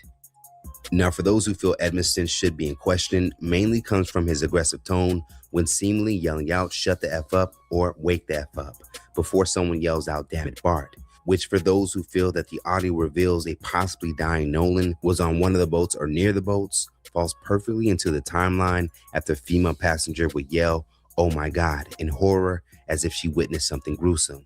Suspicions for some about Bart also center around the lack of mention of him by anyone during this entire case, as if he was purposely being hidden. So who is Bart Edmiston Jr.? According to research, he is 21 years of age and looks to have left Ocean Springs High School soon after he and a younger Wells were teammates in 2022 to continue his football career. He is noted for being one of Mississippi's best high school punters, followed by several awards in his time in junior college, to just as recent as last October, as we would make the Ray Guy Award Ray's 8th selection as one of the top 8 punters in the country with an average of 45.3 yards per punt. Back in 2022, Edmiston was named Athlete of the Week by Gulf Coast, Mississippi news outlet WXXV25. My dad, which is also Bart Edmiston, I'm a junior, he kicked at the University of Florida, 1992-96. And then he's always wanted me to kick, and then I started it going into my 8th grade year. Last year, I was the only kicker on the roster, so I had to do everything by myself, be my own ball boy, go fetch all my balls. But now, I have my little brother. He came up, he's in 10th grade. He's a kicker and punter also. But now I make him do all my duties for me. I'll make him go fetch the balls. He's my ball boy now. Kind of mean, but it's brotherly love. When I hit a good punt or a good field goal, I just chase that again. Now, outside of this audio that has now placed Edmiston at the center of what happened to Wells, there already appears to have been a paper trail on him. As revealed by several sources, Edmiston met with the police and his boat's GPS data was also pulled. In a separate report, it goes on to say that Edmiston provided an investigator with his driver's license and boat registration card. Now, as we stated in our most recent report, we are certain that the FBI and investigators have the necessary tools to confirm what was said in the background during the emergency call to end all speculation. But until that happens, Edmiston now sits in the spotlight, as Wells' family and supporters continue to ask questions on how did a 6'1" athlete vanish amongst a crowd of hundreds of people and then be later washed ashore in the area he was last seen, with no witnesses coming forward when he was first reported to be missing. Now, as mentioned by state officials, the investigation on the mysterious death of Nolan Wells is ongoing, but it appears that the longer that they wait and bits of information comes out, only creates an environment for more speculation. As far as what should happen next, people like former Mississippi Judge Carlos Moore are expecting arrests to be made soon. On his Facebook, Moore would write, "We need some arrests this week." Now, across parts of social media, many would take to TikTok and elsewhere to share the reaction to the newly highlighted audio and their thoughts on what needs to happen. The Nolan Wells case, I am convinced that he was strangled on that boat by Byrd. And this is why. So with the audio and the confirmation, I was waiting for more of an expert kind of level. So like Nancy Grace, and she's bringing all these experts and confirming transcripts that I've heard from other creators on here that isolated some of the voice on there. Yeah, whoever this Bart guy, he strangled Nolan. That's where I'm at. And this is why also with the second autopsy, they said that parts of his neck, the organs inside were missing. I think they're trying to cover up that he was strangled. Well, the new audio came out from that CTO dispatch. I want y'all ass to jail. From Bart to Wyatt to that damn mom who was that judge. Yeah, I knew something happened to Nolan Wells. Look, in that CTO dispatch call, before somebody picked up, can we cover it up? You killed him. Is he already dead? Nolan, wake up. Look, damn it, Bart. I think Bart ass did it. That's what I think. Look, wake the up. They panicking. They need to be in jail by the night. You're about to get everything that's coming to you. But what's getting me is the fact that why is the internet solving this case before the sheriff's office? That's what gets me. Y'all were so quick to declare that there was no foul play. Just an accident. And look what we're turning up here. There's things that seem weird there. And it's still, to me, you were in the location where his body was found, very close to where his body was found. And that's when you called for help and your grandfather called to cancel help, and there were 7 people on the boat, and there's some commotion in the background, and it doesn't sit right with me. Like I said, boating culture, I don't know how you leave with 7 people in a boat full of water. And I also don't know how you leave with 7 people and not a boat full of water and end up not going very far, because they were still right off the west tip, and having a boat full of water. I need somebody to explain to me how that happened in calm seas with a boat that was operational when you loaded it. To note, Wells will be found 2 days later in the same part of the island where these now boats would depart from, adding to more coincidences that point out a cover-up for some. Let's talk about it more in the comments below. Now that we re-listen to the audio, does it still capture what may have been Nolan's final moments, or does it capture a frantic situation and frustration settling in, causing someone to yell, "Damn it, Bart," as well as a young lady crying out for fear of a sinking boat? Reporting live from Migrants Club, Fright Plus News, I'm John Abu. All right, Shabaka, what are your thoughts on that? Okay, I'm leaning towards the cover-up, Brother Che. Yeah. Me too. Yeah, because there's a whole lot of questions that are not answered. You see what I'm saying? Yeah. And then, of course, too, information I came across said that they had removed parts of his body. Yeah, his lungs is missing. The Trump administration is planning a major. His lungs was missing. His stomach was missing. Mm-hmm. There's something else missing. So that's okay. With his lungs missing, and what else did you say was missing, Brother Che? His lungs was missing. His throat was missing. Okay, lungs, throat. And what was the third one that was missing? His stomach. His stomach. Okay, so this here is quite clearly, ladies and gentlemen, a cover-up to the utmost. And it's a strategic cover-up of taking of his throat and his stomach. So they probably killed him, man, while he was consuming that drink of beer. They probably put something in there. Now, all this here is speculation on my part. But something is very, very odd. If you're supposed to be out there with 7 friends, quote, friends, why is the brother only one who came up drowned? Right. You see, but this shit don't add up. We can't tell he drowned because they took his lungs. We can't tell if he drowned or not. I think he was dead already, and they just throw him in the water to try to cover it up. That's what they keep talking Yeah, about. they took the vital organs that would explain or give a theory to the actual cause of death. Right. And this is why you heard me on this case. I really wish that Thomas Noguchi was still with us. You see, because he was no nonsense when he did his autopsies. You see? Uh-huh. Yeah, and he was the coroner of Los Angeles County, man, for about 40 years. Mm-hmm. All right, Shabaka. So we're going to move on to the next topic, and that is the James Byrd effect. Oh, yeah. Down in the great state of Texas. Several videos lined up for that. Yeah, and the reason why I mentioned that, man, we're going to look for some similarities.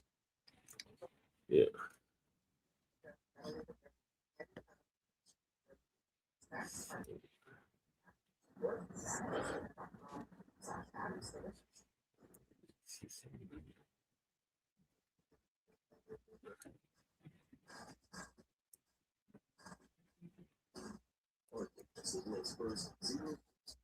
You got the TV on or something, Shabaka. Oh, hold on. Let me turn it off. Thank you, man.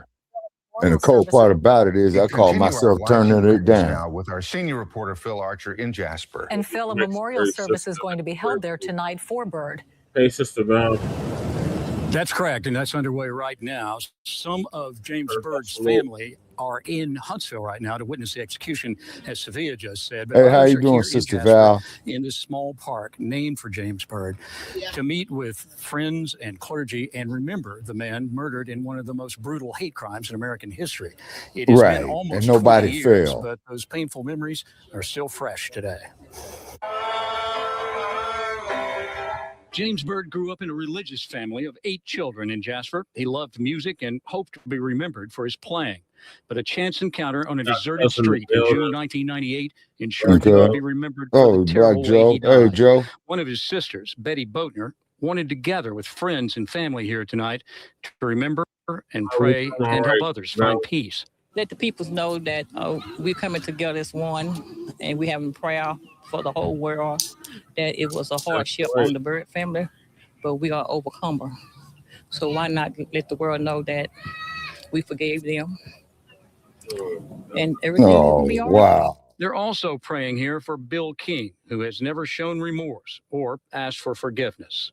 It's important to me. Okay, I see Joe made a compliment in here, Brother Che. I can't read it because I'm on the cell phone. I spoke to Bill several times with his dad, and Bill never asked forgiveness. Closure is perhaps an overused word, but tonight, James Byrd's family and friends and this small community are looking for it.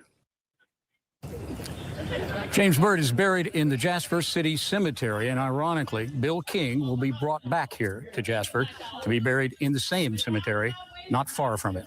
Reporting live in Jasper, I'm Phil Archer, KPRC Channel 2 News. All right, so that's the initial news report. In 1998, in a small East Texas town called Jasper, a crime took place that shocked the nation, not because America hadn't seen racial violence before, but because it felt like something pulled straight from another century.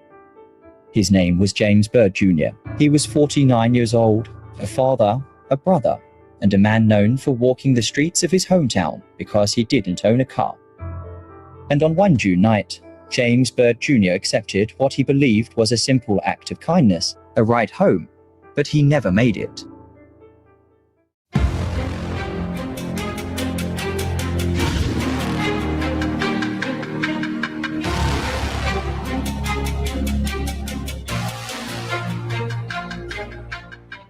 James Byrd Jr. was born in 1949 in Beaumont, Texas, and spent much of his life in Jasper. Friends and family described him as quiet, polite, and non-confrontation. He was well known around town. People recognized him because he walked everywhere, to the store, to visit friends, and just to pass time. This was not a stranger passing through. This was a man rooted in his community. In the early morning hours of June 7th, 1998, James Byrd Jr. was walking home when 3 white men pulled up beside him in a pickup truck and offered him a ride. Their names were Sean Berry, Lawrence Russell Brewer, and John William Kim. Unbeknownst to Byrd, Brewer and King were known white supremacists, both with ties to racist prison gangs and visible white power tattoos. Instead of taking him home, they drove him to a remote area outside Jasper. There, they beat him. They chained him by his ankles to the back of the truck, and they drove off. For nearly 3 miles, James Byrd Jr. was dragged along an asphalt road. Forensic evidence later showed that he was alive for much of the ordeal. Along the road, pieces of his body were scattered, a trail of violence that investigators would later follow to reconstruct what happened. The dragging ended when his body struck a culvert, severing his head and right arm. The men did not stop out of remorse. They stopped because they believed he was dead. They dumped what remained of his body near an African-American cemetery and went on with their lives. Later that morning, residents of Jasper discovered body parts along the road. What they saw was so horrifying that some initially believed it had been staged, that it couldn't possibly be real. But it was. News spread quickly, and Jasper became the center of national attention. For many Black Americans, the crime felt painfully familiar, a modern echo of lynchings and racial terror long thought to be relegated to history books. All 3 men were arrested within days. Prosecutors charged them with capital murder. Evidence showed that the attack was racially motivated. Brewer and King openly expressed racist beliefs, and witnesses testified to their hatred of Black people. John William King and Lawrence Russell Brewer were sentenced to death. Sean Berry received life in prison. Brewer, who showed no remorse, was executed in 2011, and King was executed in 2019. The murder of James Byrd Jr. forced the country to confront an uncomfortable truth that racial hatred was not a relic of the past. It was alive and thriving. The case directly influenced changes to hate crime laws in Texas. It was the catalyst to the Matthew Shepard and James Byrd Jr. Hate Crimes Prevention Act of 2009. James Byrd Jr.'s name became more than a headline. It became a symbol, a reminder of the cost of hatred and the consequences of ignoring it. For more great content, check out the channel. Remember to like, share, comment, and subscribe. Boy, this is with some dirty shit. Yeah, clearly a hate crime. Yeah.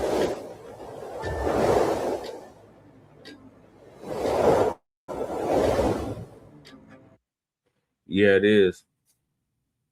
Mm-hmm. Yeah, I remember that song. Yeah. From the Ghetto Boys.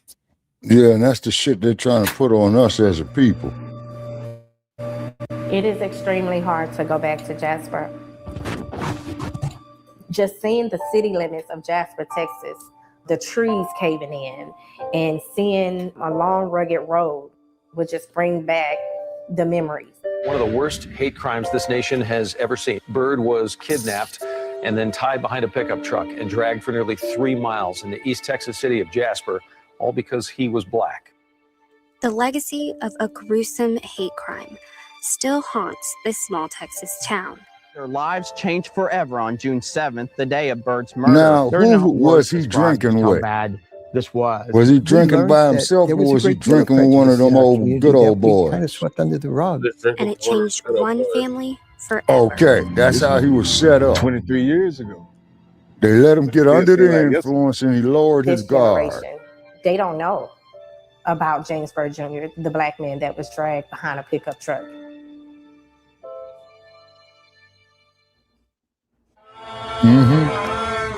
I would describe my dad as witty, the life of the party, and very free-spirited. Wow, she ain't bad looking. The day before my dad was brutally murdered, he wasn't himself. I don't know if he felt something. I was actually in basic training, and my sergeants woke me up and told me, I had a phone call. It was pretty important. The phone rang, and I heard my sister just scream. But when I heard her scream, she hit the wall, and she said, "Daddy." It's something you don't want to never get a phone call for, I tell you like that. Wow. Yeah. Exactly. On a Saturday night in June 1998, James Byrd Jr. caught a ride Nolan with Wells 3 white syndrome. men in Jasper, Texas. Going out there fucking with They these drove him down a dark Nabiscos. country road, beat him, and then chained him alive to a pickup truck and Damn. dragged his body for 3 miles. until he was decapitated. Oh my God. Found the body on his way to church, and he called the sheriff's department because it was outside of the city limits. The sheriff immediately called the FBI in for backup, but it didn't take long for the news to spread through town. He took the ministers out there and showed us, and we saw where the teeth were and where the baseball cap was and where the arm and the head were, and it was horrible. He wanted us to know. You're right, Joe. We don't have no allies. We all we got. We are all we got, and we did a show on Are you a that. white supremacist, sir? Are you a white supremacist? The day after the murder, police arrested John William King, Russell Brewer, and Sean Allen Berry. We believe that Bill King wanted to start a KKK group in this community and needed to do something phenomenal, earth-shattering, because Bill was a brilliant kid, but he was evil.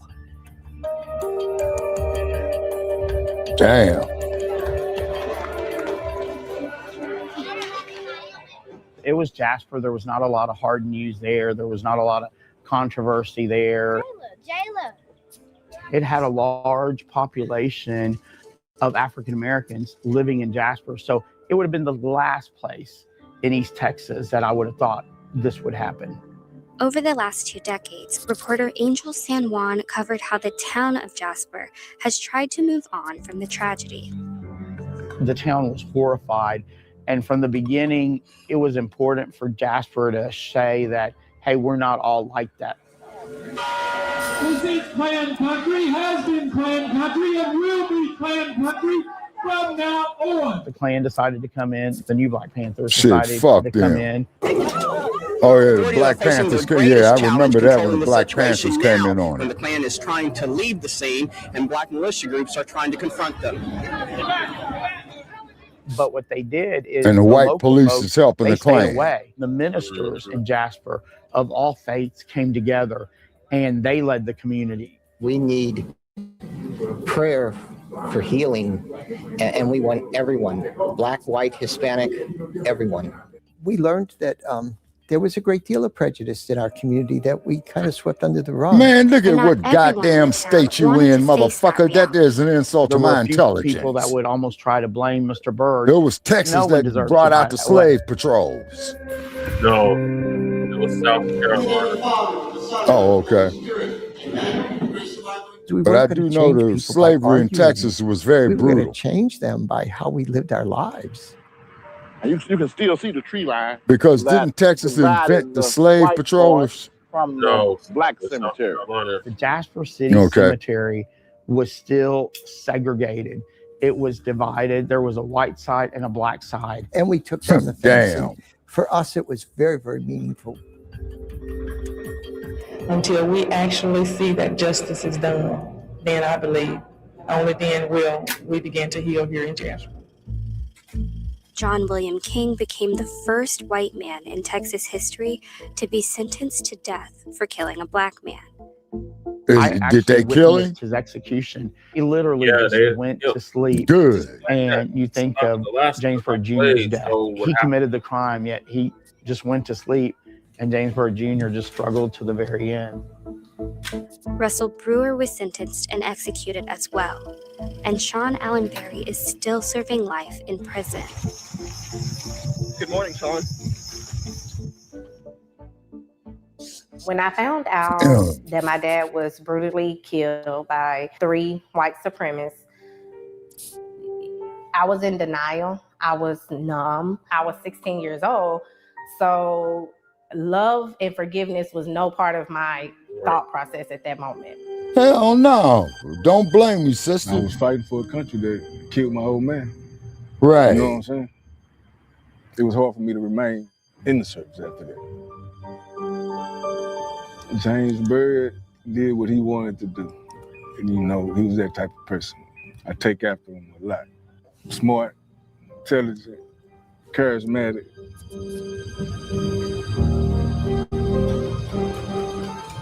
At the end of the day, you can't turn into the hater. You know, I'm just being honest with you. It's not a happy life. Wow.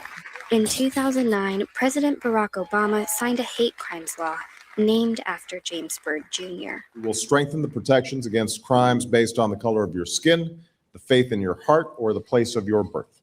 23 years later, I still get angry, but it's how you channel your anger. And I choose to channel it in a positive manner. So this is a journey for me.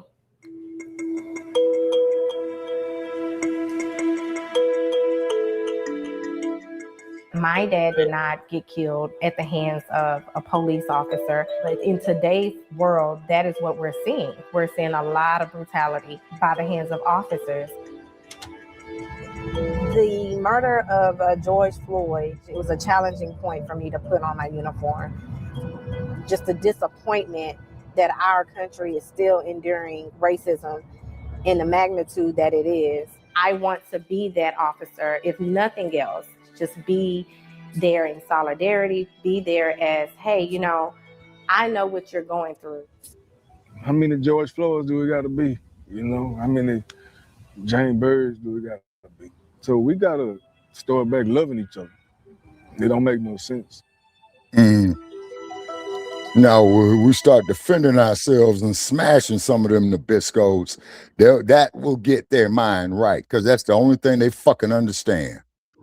Right. Like many small towns in America, fall in Paris, Texas means Halloween and haystacks. But this year, a gruesome killing has raised racial tensions among the town's 26,000 residents. On September 16th, Brandon McClellan was on a late-night beer run with two white friends. For some reason, McClellan got out of the car, and prosecutors say the driver ran him over. The victim in this case was horribly dismembered. He was struck by a car and dragged under the undercarriage of that car for some distance as a result of being struck by that car. The case has drawn comparisons to the killing of James Byrd, who was chained to a pickup truck and dragged to death by white supremacists about 250 miles away in the town of Jasper a decade ago. Connecting this to a Jasper-style dragging is absolutely preposterous. I can tell you, yes, Mr. McClellan was dragged, but it was because he was caught in the undercarriage of the vehicle. It was not a situation where he was roped or chained to the back of the truck. A lot of things that they're not saying, and you know, it's kind of bothering the family and how they handle this case. The family has turned to a local civil rights group to demand that any possible racial motivation in the case is looked into. It's a lot of racial things that's going on in Paris, Texas, which it have been for a long time. They want the DA to at least look into the possibility of if it was a hate crime or not. The district attorney's office says there's no evidence of a hate crime, but they Ain't don't that have a any new bitch? information. Speculation Ain't that a and rumor bitch? is fueling a lot of things about this case at this point that have been unfounded to this point. Meanwhile, the two men who were in the truck are jailed on murder charges, and prosecutors say their goal is justice for Brandon McClellan, whether the incident was racially motivated or not. Sophia Manos, The Associated Press. You see, Jesse, we don't have no friends. We Meantime, the late got. Senator Lindsey Graham laid to rest in our nation's capital today. All right, Shabaka, what are your final thoughts on the James Byrd effect? Okay, that we don't have no friends. We cannot be that damn gullible. Hey, come have a beer, you know, and we kick it, and you the guest of honor. Know what I mean? Mm-hmm. And I'm thinking this is what happened with Mr. Nolan Wells as well too. Yep. Mm-hmm. There's an old saying from South Central Los Angeles, Che. You probably heard it. I'm gonna get him drunk, then I'm gonna mug him. Mm-hmm. See? Yep. So this stresses why we need an anti-Black, anti-FBA hate crime bill. Hell yeah. Hey. All right. And then white supremacist Lindsey Graham kicked the bucket and he had his funeral today. Oh, well, that's great news. Those who knew him throughout his decades in the military and as a public servant, speaking about his legacy at a packed private funeral service. Sydney Shadrax is live at the Capitol in Sydney. So rare to see one person bring so many powerful people together today. Nigel Shale, hundreds of people honoring his legacy, from U.S. political leaders to world leaders, family, former staffers, even his hometown pastor. The cathedral today filled with songs, hymns, and the lives that Lindsey Graham made an impact on over his decades of service. All of them recalling their favorite moments with the man they called a true American original. President Donald Trump sharing that in their nearly decade of friendship, Senator Lindsey Graham never forgot where he came from and used his position to always give back. Yeah, There's right. probably not a single town in South Carolina where Lindsey did not help repair a bridge, expand a school, improve a hospital, or recover from a disaster. He was a force of nature, and I will miss him greatly. There's too many to mention. The hard work. Graham leaving behind a legacy of service, known for reaching across the aisle, defending what he believed was right, while also forming close relationships with lawmakers, regardless of whether they always agreed with him. The Air Force veteran was a staunch supporter of the military and of Ukraine and Israel until his death, and was a giant in the U.S. Senate. Of course, now big shoes to fill in the Senate. President Donald Trump saying that nothing would be more fitting than Lindsey Graham's proudest legacy, his sister, Darlene Graham, continuing to serve the country and South Carolina.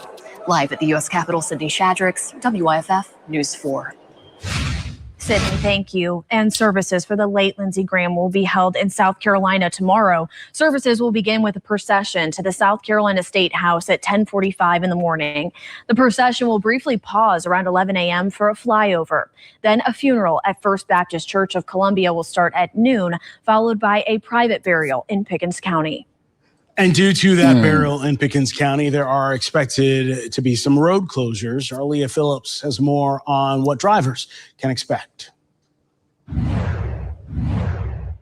This stretch of Highway 93 in Senator Lindsey Graham's hometown is no stranger to traffic, but tomorrow some closures can be expected as he's laid to rest. Here's when and where you'll see those changes out on the roads. These downtown central streets are preparing to welcome the late senator home one last time, as Senator Graham is set to be buried alongside his parents at Mount Zion Cemetery. And town officials want drivers to be aware of some changes they might see if trying to pass through the area on Wednesday. A stretch of Highway 93 from Watkins Street to Cross Creek Road at Town Hall. The complete closure will be in place from 3 p.m. and is expected to reopen to both vehicle and pedestrian traffic by 6:30 Wednesday evening. Police will be on site to help drivers make their way around the affected areas and remind drivers to be extra cautious. Reporting in Central, Leah Phillips, WIFF News 4.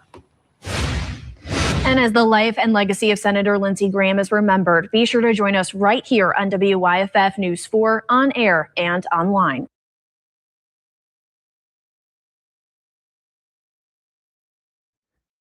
Well, so much for Lindsey Graham.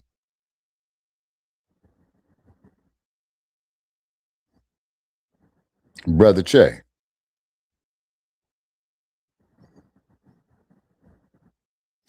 Yes, Well, folks. Oh, okay. Yeah. Okay. So much for Lindsey Graham, man. You know what I'm saying? And what have you. Because that video of reliving that case in my collective memory of James Byrd, you know. So fuck Lindsey Graham.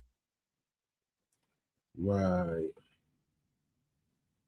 Because Lindsey Graham stood for that same bullshit that killed Mr. Byrd. That same bullshit that killed Mr. Emmett Till. That same bullshit that caused so many of the civil rights workers havoc and what have you. You see? Yeah. And after looking at shit like this, well, you know, after looking at a tragedy like this, it's hard to go out here and participate in a process that is dedicated to our destruction. Yeah. You know? Yeah. You see? Lady chilling if you seen the funeral. Have I seen the funeral of who? Lindsey Graham. Yeah, I was seeing that shit earlier on the TV today where they had his dead ass out there in front of where they brought him into the Capitol, showing the military hauling his casket up the steps. You know what I mean? Yep. But like I said, with these James Byrd cases, the Breonna Taylor cases, the Tamir Rice cases, you know what I'm saying, the George Floyd cases, it's very difficult for me to have sympathy, how should we say, of the dominant society that performs these atrocities on us and nobody's held accountable. You see? Yep, I agree. I mean, seriously, you know? Seriously. And, you know, and free Carmelo Anthony for defending himself. Right. You see? That. You know? That. See, and it's kind of like when the Black Panthers was doing their thing. You know, hey, point number 7, we want an immediate end to police brutality. So what the damn state of California did under that goddamn Ronald Reagan, who was the governor, well, you can't possess weapons out in public like that no more. Yep. But yet, though, the police does. You see what I'm saying? All right, so we're going to move on to Governor Andy Beshear gives Mitch McConnell an ultimatum. Speak up, step down. Whoa. So, well, let Mitch McConnell step down. Because they're going to be planting his ass soon, too. They've been there for a long time. Yeah. Well, he's what they call a career politician, lady check. Beard growth oil I got from 12 tribes on Earth. 8 ounces of oily goodness with a nozzle that prevents sprays and spills, and soft ingredients that make it perfect addition to anyone's morning routine. From coconut to castor, all these oils are hand chosen. After using this herbal blend, the biggest thing I noticed is how soft, how strong my hair was, and how good I feel. Pick up your bottle today and make your beard the star of the show. After this, I'll be number race.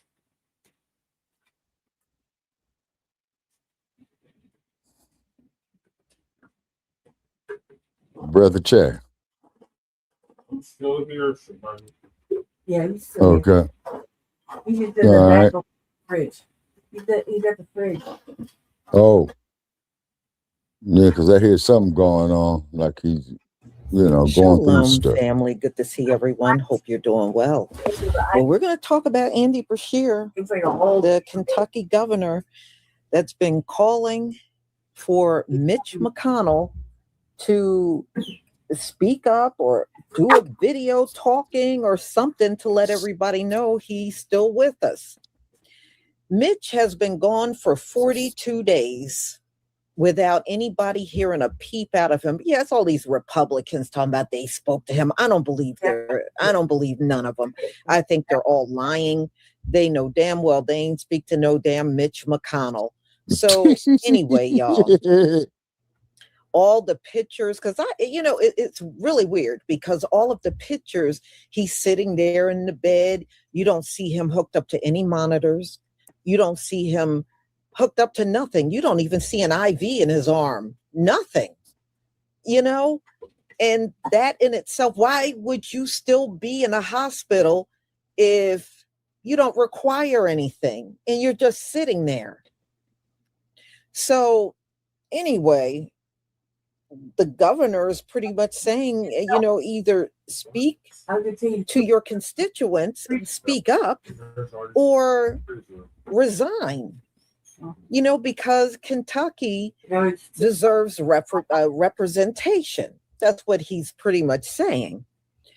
And Mitch ain't much of a representation. All he does is sit in his position and undermine everyone except for us. Everybody he undermines, and he really sticks it to us for real. So, look, 42 days. Think about that. If you had a job and you just dropped off the radar for 42 days, you wouldn't have a job anymore. You wouldn't have any job. Y'all set Right. bad examples. You really do. And what is the point of not announcing if a person is no longer here? Yes. If they're not, they're not. Life goes on. Okay. And their excuse is they don't want a Democrat to take over his seat. Well, how you going to do that if he's in the grave? You know, it's not like the Republicans are doing that well in the midterms anyway. But I think his seat to them is important. So Right. they want it to stay Republican. Right. But I don't know how you go. I don't see how you can do this in the long term. So if it's 42 days now, you know, pretty soon it's going to be 60 days and then 80 days. I mean, come on. If the man is not here, he's just not here. Okay? He's just not here. Plain and simple. He ain't Superman. Of course, he's going to go to the graveyard one day. He's 84 years old. Oh, shit. Yeah, they need to go on and replace now his all ass. this new stuff is coming out, talking about, oh, his polio got worse and all that. I said, y'all done Polio, changed they the story on eradicated this that man shit. 90 times. Didn't he suffer a heart attack or a cardiac arrest? Yes. Yeah, he did. You know, and now his polio is acting up. Y'all just announced the man gone already. For real. So anyway, y'all, let me go ahead and share my screen.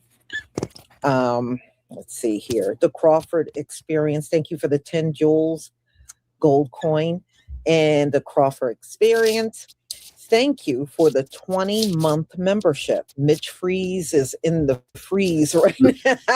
In the freezer right now. Yeah, he is. Yeah, I tell you what, wherever he is, he's unable to speak because he has not spoken in 42 days. And it makes me laugh, all these Republicans. I spoke to him the other day. And I said, I know y'all lying. I know y'all lying. Yeah, you got a Y'all point ain't on telling that, the truth. Lisa. You ain't speak to no damn Mitch McConnell. Who are you fooling? Okay. But y'all so used to lying, I guess it comes as second nature. You're doing all right, Mike. Okay, please give me a 1 if you can see my screen.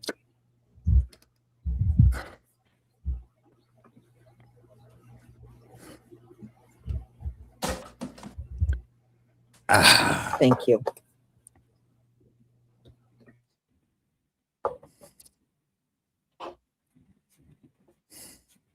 Just about an hour ago, Kentucky Governor Andy Beshear again called for Senator Mitch McConnell to directly and verbally address the people of his state or resign.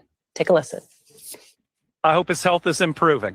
But if he can have a 17 minutes conversation with his protege, he can call into any of your news stations for 3. All we're asking is just a little bit of proof. And I get that everybody wants a certain level of privacy, but when you run for these jobs, you know you're giving some of that up. All we're asking is what anybody who watches your news, if they were out 6 weeks, they'd be expected to call their boss, that's the people of Kentucky, and explain what's going on and when they'll get back to work.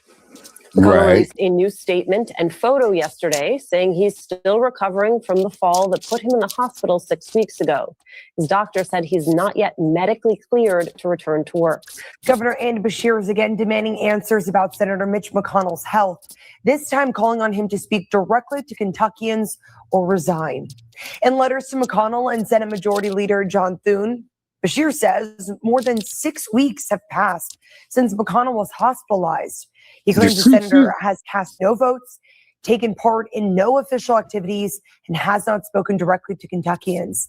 He says if McConnell does not show he can still serve, Thune should investigate his condition and determine whether a Senate vacancy is warranted. Meanwhile, McConnell remains in rehab after a June 14th fall left him briefly unconscious. The Capitol's attending physician says McConnell is undergoing several physical therapy sessions a day and has not been cleared to return to work.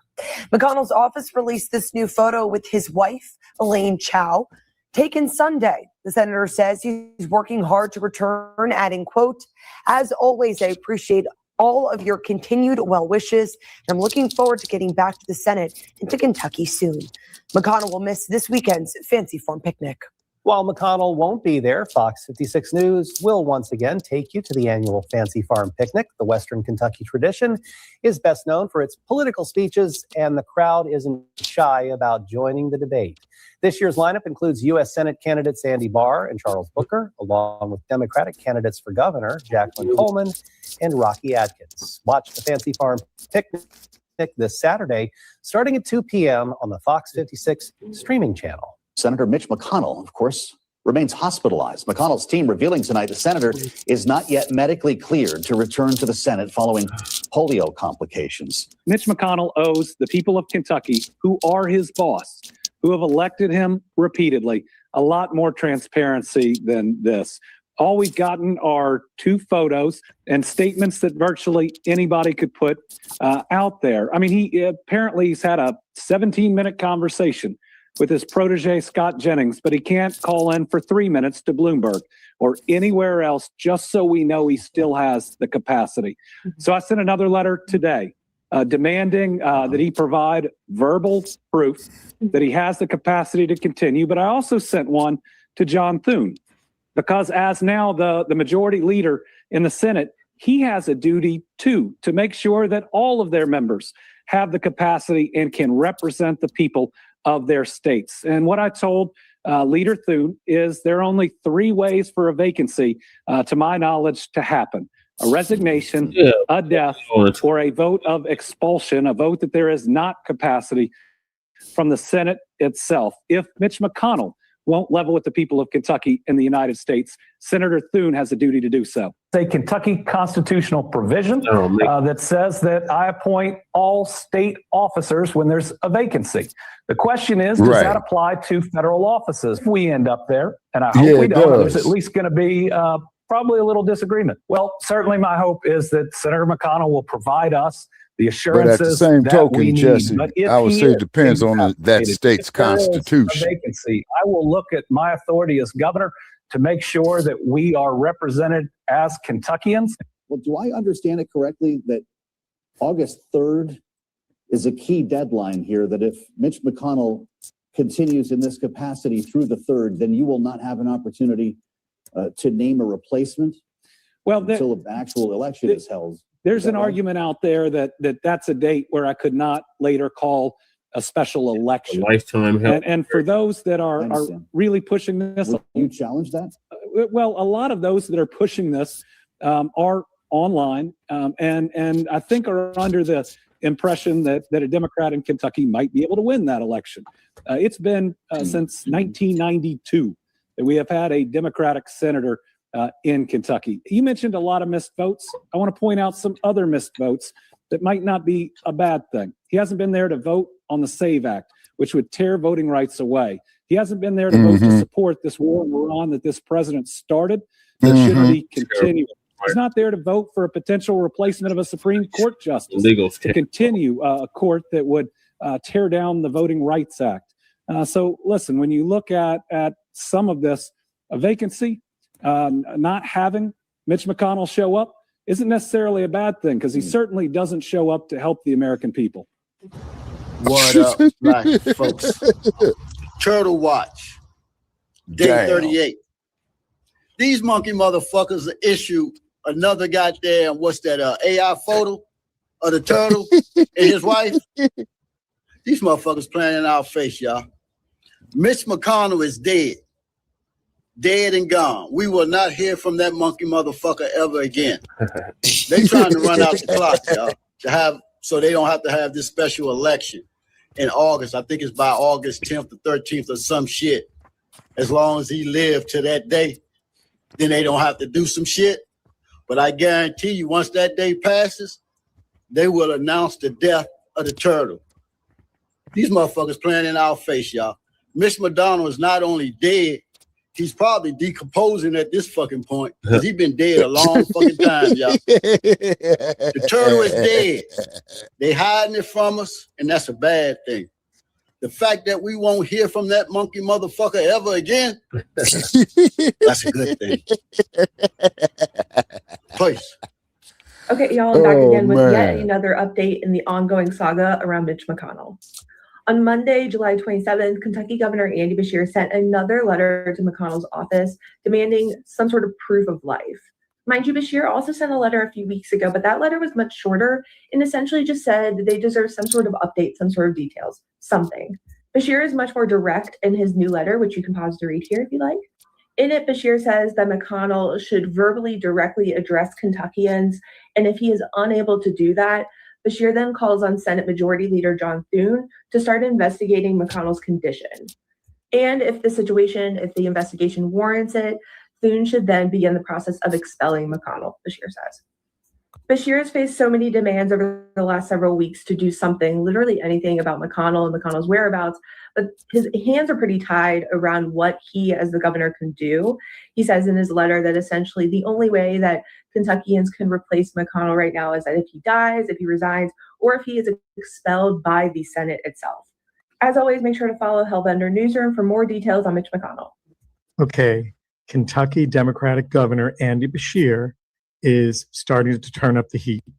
He said just a little while ago today, it's Tuesday, July 28th, that Senator Mitch McConnell should resign if he can't, quote, directly and verbally address the people of Kentucky, end quote. He says that McConnell should provide proof of your capacity to serve, escalating pressure on the former Republican Senate leader as he continues to recover, supposedly, allegedly, from a fall that left him hospitalized well over a month ago.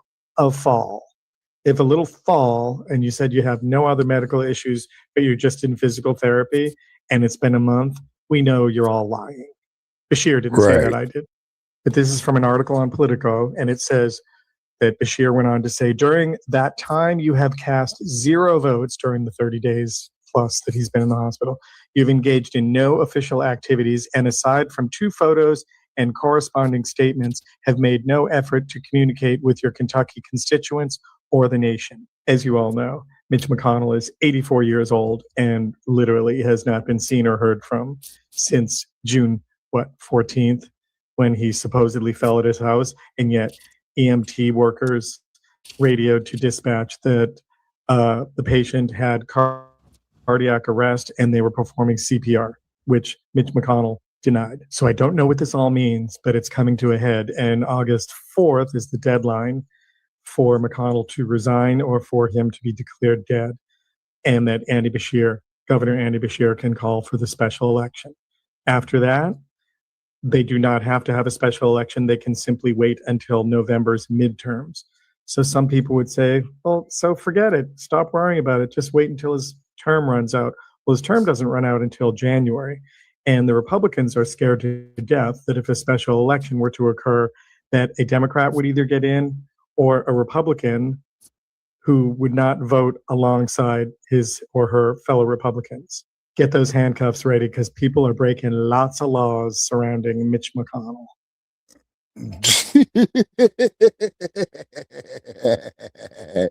That is some funny shit I think right the whole there. thing is stupid.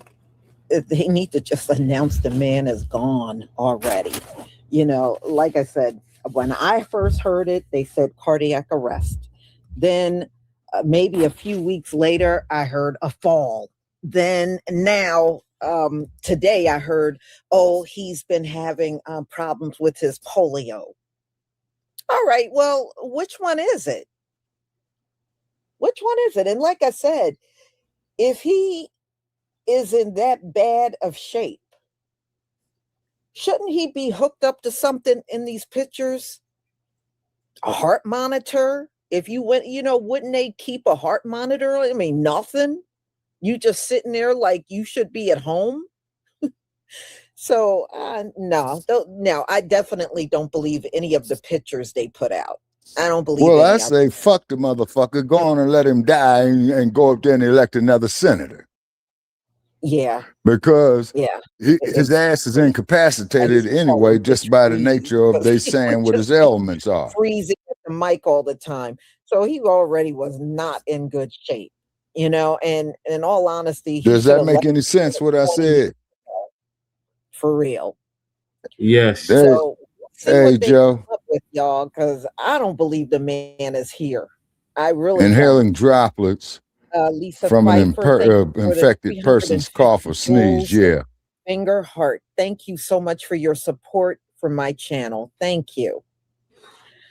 So y'all, I'm going to go ahead and conclude. Yeah, it's nothing but a geriatric home, up in Congress and the Senate.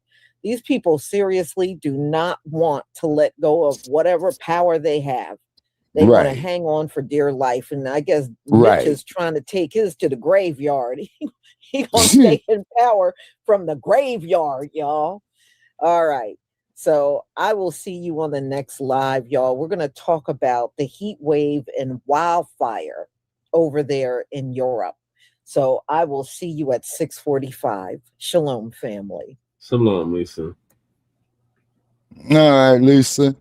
As far as them people over there frying, from that heat in France, well, there could be the power of the ancestors there. Hi, I'm Lindsey Weiser. We have breaking news. I got an update on the bite in Chicago, Seattle. On the what? The bite of Seattle. Oh yeah. Out of Seattle, where authorities are giving an update after a shooting at a food festival there, which left 3 people dead and 4 injured. Authorities are about to give us an update here, but we know from what CBS News has reported that it appears to have been a fight between 2 people or 2 groups, and that the victims were bystanders who were simply caught in the crosshairs. Let's listen.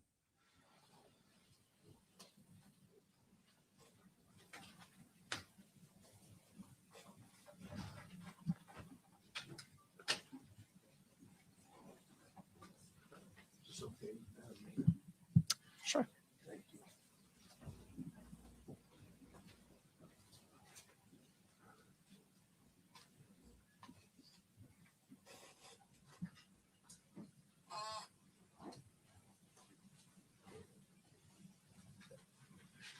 It's taking us so long to talk. Okay. Good morning. Thank you for joining us here today, and I'm sorry that we have to gather under such tragic circumstances. I'm going to share the basics of what we know, and after my remarks, Chief Scoggins and Chief Barnes will be sharing additional detail.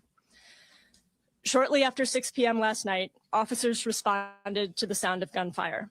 They were assigned to support Bite of Seattle and were on scene within seconds and took 1 suspect into custody.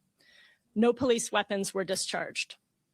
We believe that 2 people exchanged gunfire outside the Seattle Center Armory. 7 victims were caught in the crossfire, with a possible 8th. And again, Chief Scoggins will be providing more detail about the victims after my remarks. A 19-year-old man, a 44-year-old man, and a 56-year-old woman were killed. 2 died at the scene, and a 3rd passed away at Harborview Medical Center. Official identification will come from the King County Medical Examiner's Office. The Seattle Police Department detained a 15-year-old juvenile in connection with the shooting. The teen was booked into the Judge Patricia H. Clark Children and Family Justice Center for investigation for firearms violations and first-degree assault. We believe this teenager opened fire in the crowd, but details are still under investigation. This individual will have a first appearance court hearing at 1:30 p.m. today. And again, we have not formally arrested anyone for investigation of homicide. We appreciate your patience, and we are releasing information when we can. Please remember that we are only 17 hours into this case. I know there have been a lot of questions about this, so I do want to briefly address the timeline last night. At Seattle Center, we had an active investigation ongoing, including continued search for a possible second suspect. SPD conducted a briefing with elected officials online at 9 p.m., including many people standing here today. We were advised that it was better for me and others not to be on the scene once it became clear that SPD was ready to brief the press. I, the governor, Congresswoman Jayapal, made our way rapidly to Seattle Center so that we would be able to be there to share that information with you all. What are we doing right now? So right now, this is an all hands on deck response. Investigating this tragedy has been taken on by nearly every part of our police department. Our Human Services Department Victim Advocates team is working with SPD to support the needs of the victims and their families. And we are so grateful for their incredible work and dedication.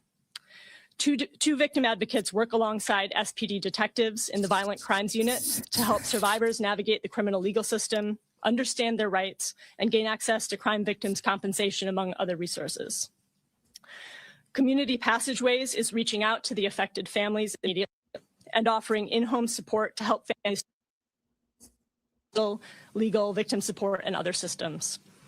The organization is also convening an emergency meeting to assess the possibility of retaliation, identify ongoing safety concerns, and help the people involved to navigate those risks.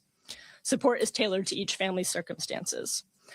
Our immediate priorities are to help families remain safe, reduce the risk of future violence, and make sure that they have practical and emotional support during the first days following the shooting. I want to acknowledge that this has been an especially tough week here in Seattle. Thursday night, there was a shooting near Aurora in North Seattle, again in Capitol Hill on Friday night, and now at the Seattle Center last night. While the police department continues their investigations, we cannot let up on implementing a multi-pronged gun violence strategy. We know that gun violence can be prevented. Evidence-based strategies have proven results in cities across the nation.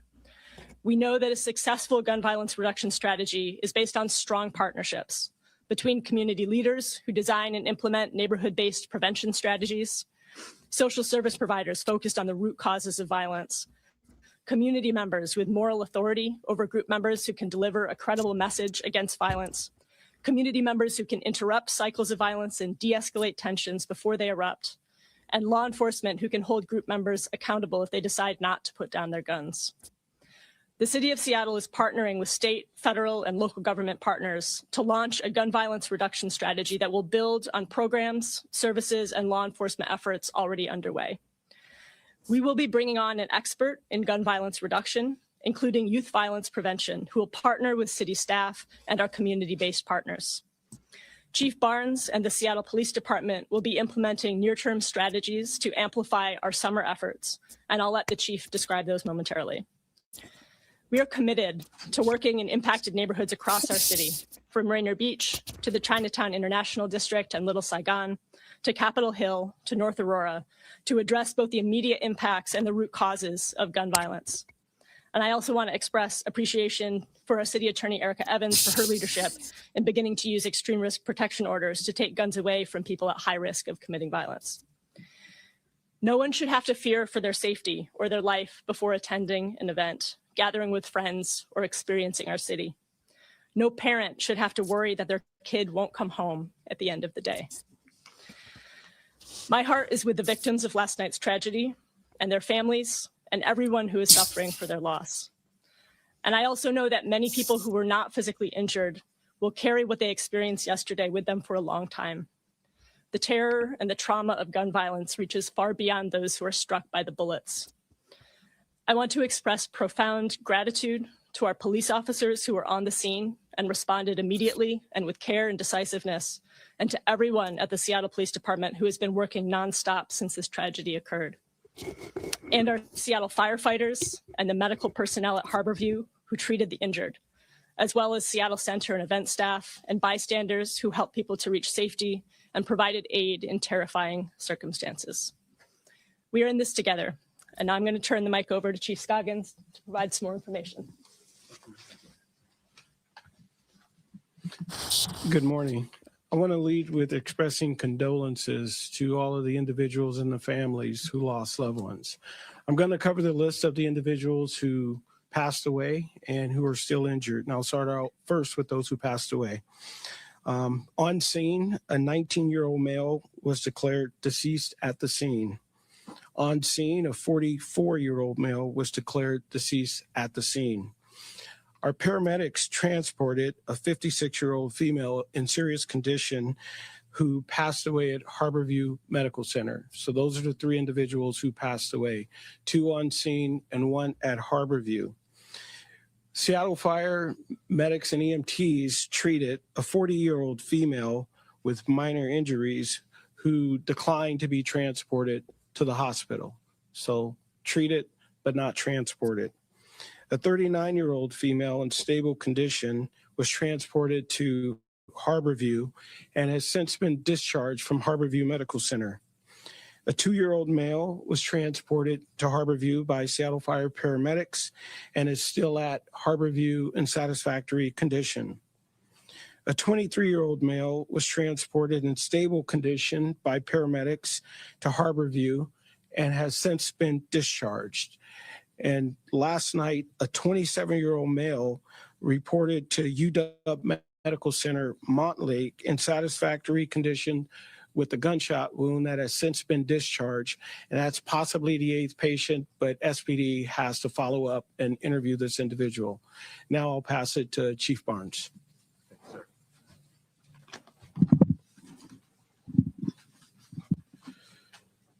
Certainly last night was a tragedy. It's becoming all too familiar in this community and many communities as well. Any loss of life due to gun violence is unacceptable, as is the terror it causes our community. Our department has been taking a lot of steps to address gun violence this year, and those steps will be increased following this tragic incident last night at Seattle Center. An incident in which 3 people suffered fatal injuries. Our hearts as a department, as a city, as a county, as a state, goes out to those victims and all who were affected by this tragedy. Officers were assigned to work the Seattle, Bite of Seattle event. The staffing was adequate. The placement was good. That's one of the first things that I checked on when I got the first call around 6:30. And because of such, we believe that additional loss or injury of life occurred. Our officers, as well as members from the fire department, medic team, ran toward gunfire in an attempt to render life-saving aid and to disarm someone who was actively firing a weapon into a crowd. Damn. We believe that the bullets that were fired were from 2 individuals who appeared to be firing at one another. And as the mayor stated, a 15-year-old suspect was taken into custody. We have a full complement of police officers working on this case, as well as professional staff. They work till about 4 a.m. They're at home now getting some rest. They've been replaced by officers who are working now, professional staff who are working now. We had our regularly scheduled 10 a.m. gun call, which is a gun screening where we analyze every case of gun violence that occur in our city twice a week. We did that today in an attempt to bring everyone up to speed and so that everyone can participate in this particular case. We will leave no stone unturned to bring all of those who may be involved to justice. In Seattle, the problem of gun violence is worsened by small groups. We have small groups that appear to be at odds with each other, and in our city, 0.01% of the population is connected to 52% of our shootings, most of which are young people, which is why our department partners with community members, with our mayor's office, with our prosecutors and our federal partners, some of which are here today, to find the underlying causes of this. With us today is Bishop Witherspoon. He meets with me and a group of pastors almost monthly to talk about how we can help and come together as a community to not only end gun violence, but to wrap our arms around kids that may be on the brink. This is very important work, I believe. This is the work that I got into policing to do. The department alone cannot fix the issue of gun violence. We need the entire system, the entire community to come together to address this now. There's more work to be done, but I believe that we can do it if we do it together. Again, my heart goes out to everyone who was there, everyone who witnessed the gun violence. I want to thank all of our partners who were on the scene, as well as our officers and professional staff. But more importantly, if you were there, or you saw something, or you witnessed something, or you recorded something, I want to give our violent crimes tip line, which is 206-233-5000, or you can simply call 911 with your information so we can screen that with an investigator. Thank you.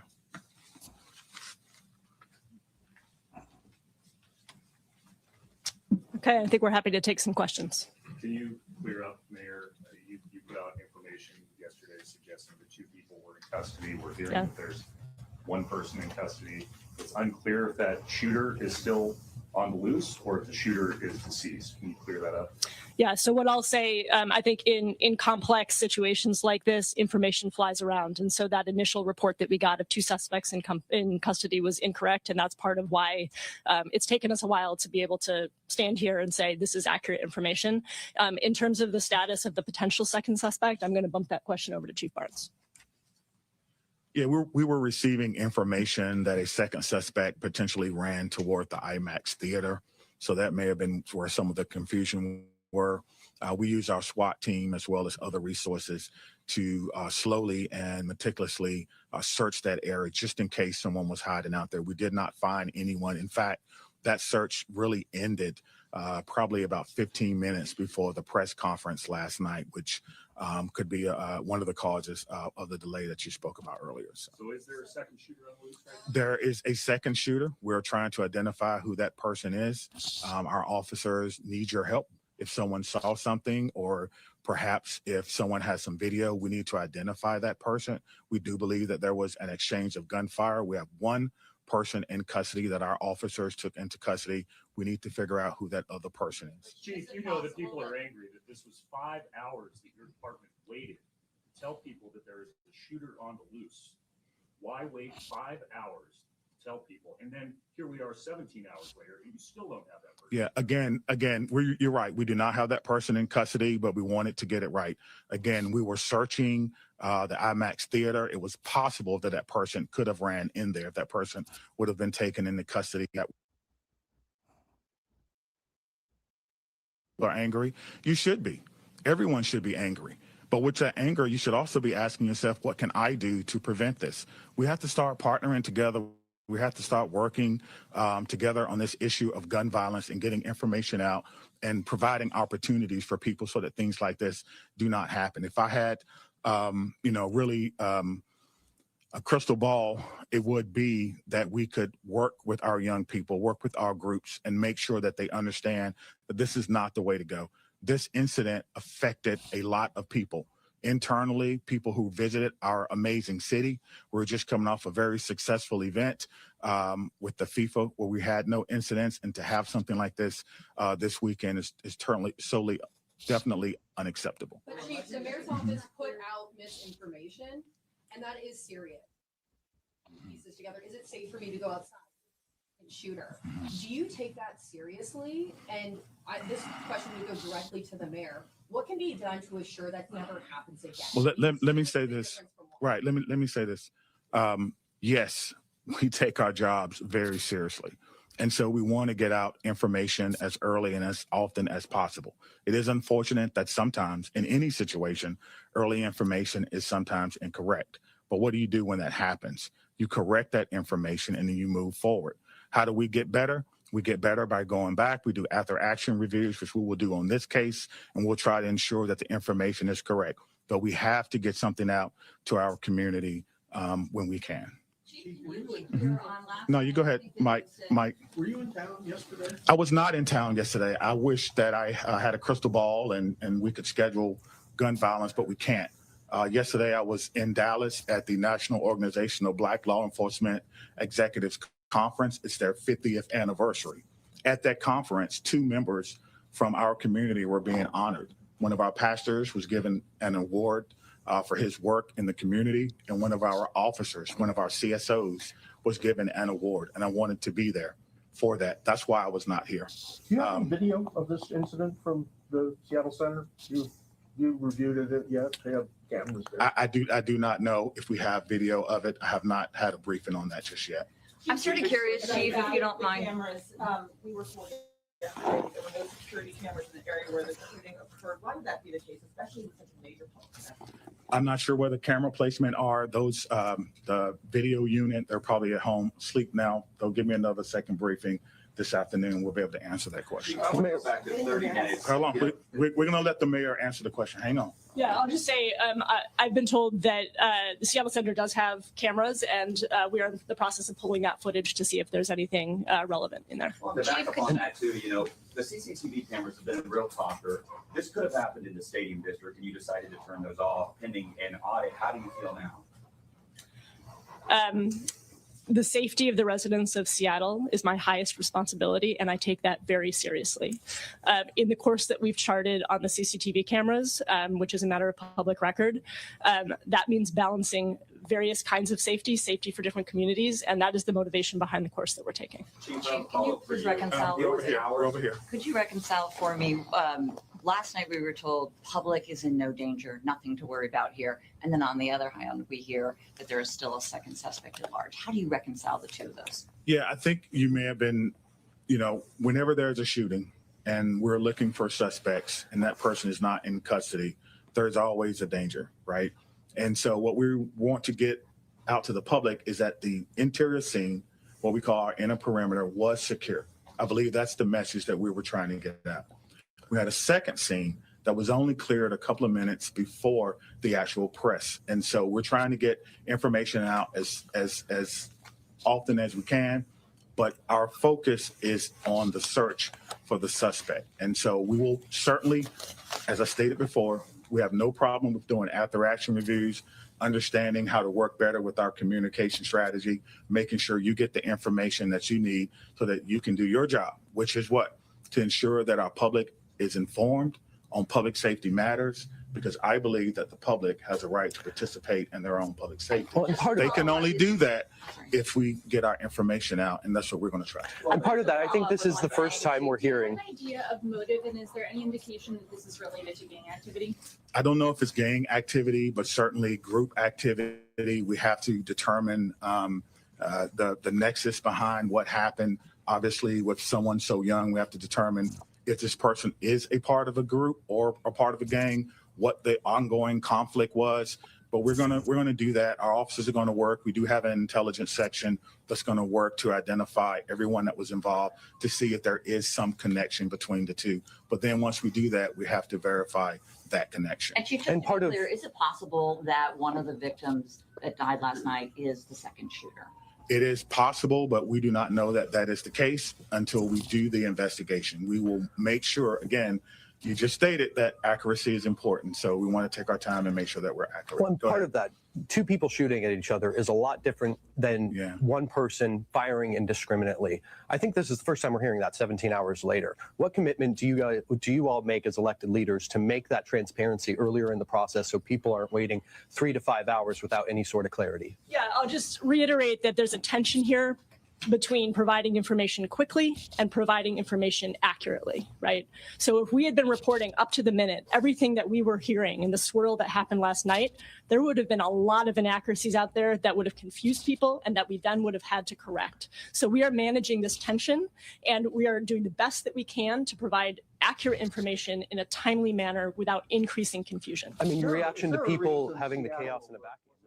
We've been listening to authorities provide an update on the Seattle mass shooting that left 3 people dead last night at 6 p.m. local time. They believe 2 people exchanged gunfire and that innocent people who were enjoying themselves at this food festival in Seattle got caught in the crosshairs. One suspect, a 15-year-old juvenile, is in custody. Police are searching for a second suspect. Here's what we know about the casualties. A 19-year-old man and 44-year-old man both died at the scene. A 66-year-old woman died at the hospital, and there are others injured. So in total, there are 7 people affected, possibly 8, because the man walked into a hospital with a gunshot wound, and they are trying to determine if that happened here. Now, a couple of important things to note. First of all, we hear reporters there asking questions of the police chief and the mayor, why it took so long to let the public know that there was another shooter on the loose. It was apparently 5 hours between the shooting and them letting the community know that another shooter was outstanding. And now 17 hours later, and still, it was at the very end of that press conference when the police chief finally said they believe they have a second shooter who is outstanding. And also at the end, they were asked whether it is possible one of the people who died is the second shooter. And the police chief did say that it was a possibility, but they are not certain. And so they are not going to give any more information on that. Let's go ahead and bring in Anna Schechter, who covers crime for CBS News. Anna, what were your other takeaways from this press conference? Well, the stress on the age of the first suspect, just 15 years old, and the police chief spoke about how there are groups of, he did not want to say gangs, but groups of people that make up about 0.01% of the population, he said, that are behind this issue of gun violence. He stressed that point, but I actually think it's fascinating that the 15-year-old suspect is not giving the information on the second suspect, because if you had that one person in custody talking, you would know the identity of the second person. And officials made it clear they still do not have the identity of the second shooter that they believe was also firing shots. They probably have done a ballistics check, and they believe that there were two shooters. So those are the things that jumped out at me watching that press conference.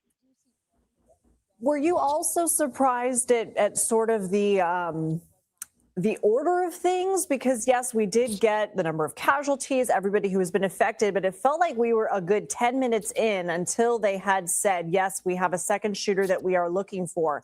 Just in terms of maybe public fear that there is a shooter on the loose, or is that sort of inside machinations in your professional mind that maybe they do know who this person is and they don't feel like the public is currently at risk? My read of that is that this was a dispute between two people in the minds of the authorities. And so it's not like this was a crazed mass shooter who was out to shoot random people. This was that individual was targeting the initial suspect, the 15-year-old who is currently in custody. And that's why they were not as concerned about public safety, because they're assuming that this was a dispute between the two individuals. And so I think that's why, and that caused evidently quite a bit of frustration. You heard the anger in the voices of the reporters who were reflecting how community members are feeling. How could you let a shooter be on the loose for hours and not let us know that? But what I will say is law enforcement clearly believed that the threat was not imminent, that there was not somebody who had sort of a motive to just shoot random citizens without, just randomly. And I think that answer was not satisfactory to a lot of the reporters, but based on my experience covering this type of thing, I can sort of understand why law enforcement assumed that that second suspect, once he got away or he or she got away, they were not going to be opening fire and shooting at other people. I think one of the most tragic parts about this, of which there are many, Anna, is that one of the victims is just a 2-year-old little boy who was taken to the hospital with a gunshot wound, but is listed in satisfactory condition. So hopefully that boy is okay. We'll be able to make a recovery. But clearly this community also is dealing with the issue of gun violence on a larger scale here. The mayor did talk about this multi-pronged approach that they want to do. I mean, what is it that you can tell us about what this community is reckoning with and what they're trying to do to rein it in? Well, this was about the 270th or 271st mass shooting. That's where 4 or more people, not including the shooter, are injured or killed by gun violence. So that's so far this year. We are actually on par to be doing better than last year and the year before. In 2021, we saw a major spike in mass shootings around the country. Now, thinking and talking specifically about Seattle, they clearly have an issue that they're concerned about. This is not the first case where you have a dispute between two groups, and that was evident from that press conference. Now, you mentioned that 2-year-old boy. I think we've all been focusing on that. There were some witness accounts of people who saw the boy's mother absolutely distraught. This little boy is in satisfactory condition. Notice that it's not the same as stable condition. So hopefully everything's going to be okay. But I think everybody in that community is praying for that young child. You also saw video from others, people who were just at the food festival, and you see all these strollers, all these families running with very young children. This was an event that brought tens of thousands of people that day, tons of kids. And how many kids witnessed that? How many kids were running away from that, falling down, maybe getting stepped on? It's just an absolutely horrific thing. So even though we're doing better than previous years and that post-pandemic spike with gun violence, we've got a long way to go. Washington has pretty strict, they have pretty good gun laws, but it's so easy to drive across straight lines purchasing guns in other states. So I'll just say that. And police departments around the country, especially in states with stricter laws, they say that is a major issue, and it's just so hard to combat it. I think law enforcement and communities at large have just sort of accepted that people have guns, and what these leaders were talking about, where we've got to have community outreach to prevent young people from falling into gang activity or fall into this type of activity where you have a dispute that ends in people shooting at each other in a crowded space. So tragic. Anna Schechter, thank you. We are going to monitor all of this and bring you updates as they happen. For now, we're going to take a quick break. You're watching CBS News 24/7. It is tragic. What do you thought, Shabaka? Shabaka. Shabaka.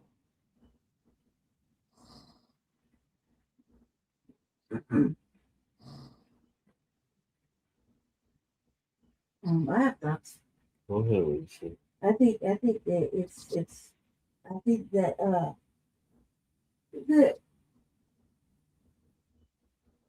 that he shot who did that is going to be doing a lot of time. He got like 3 dead bodies and four attempted murders, 5 attempted murders on his paperwork now, you know? So I think he's gonna be doing a lot of time since he is 18 years old, and he should be able to say why he did it. I don't know, like why he did it, you know, because it's so young. Why was he activated to do such a thing? So that's where I'll go with it. Yes. Yeah. Shabaka, are you there? I know what time it is, let me say. Shabaka, are you there? I can't hear you, Shabaka.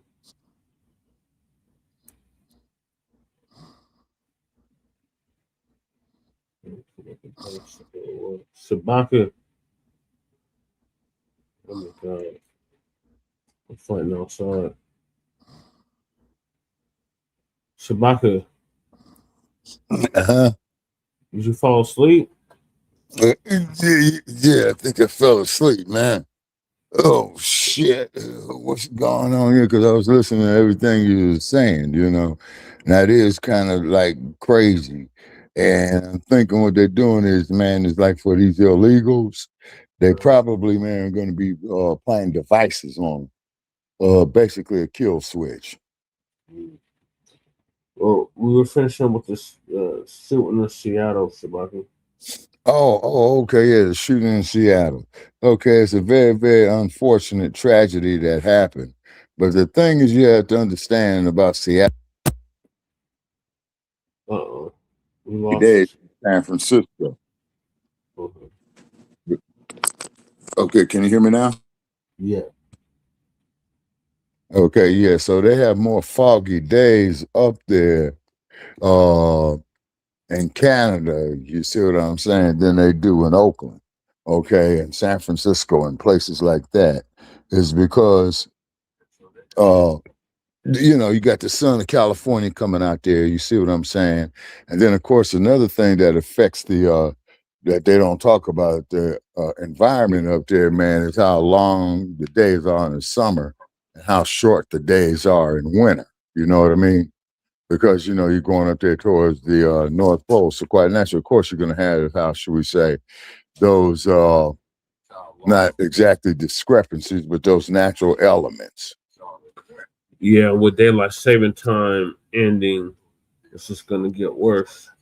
Yeah, because they'll be dark like 7 hours a day.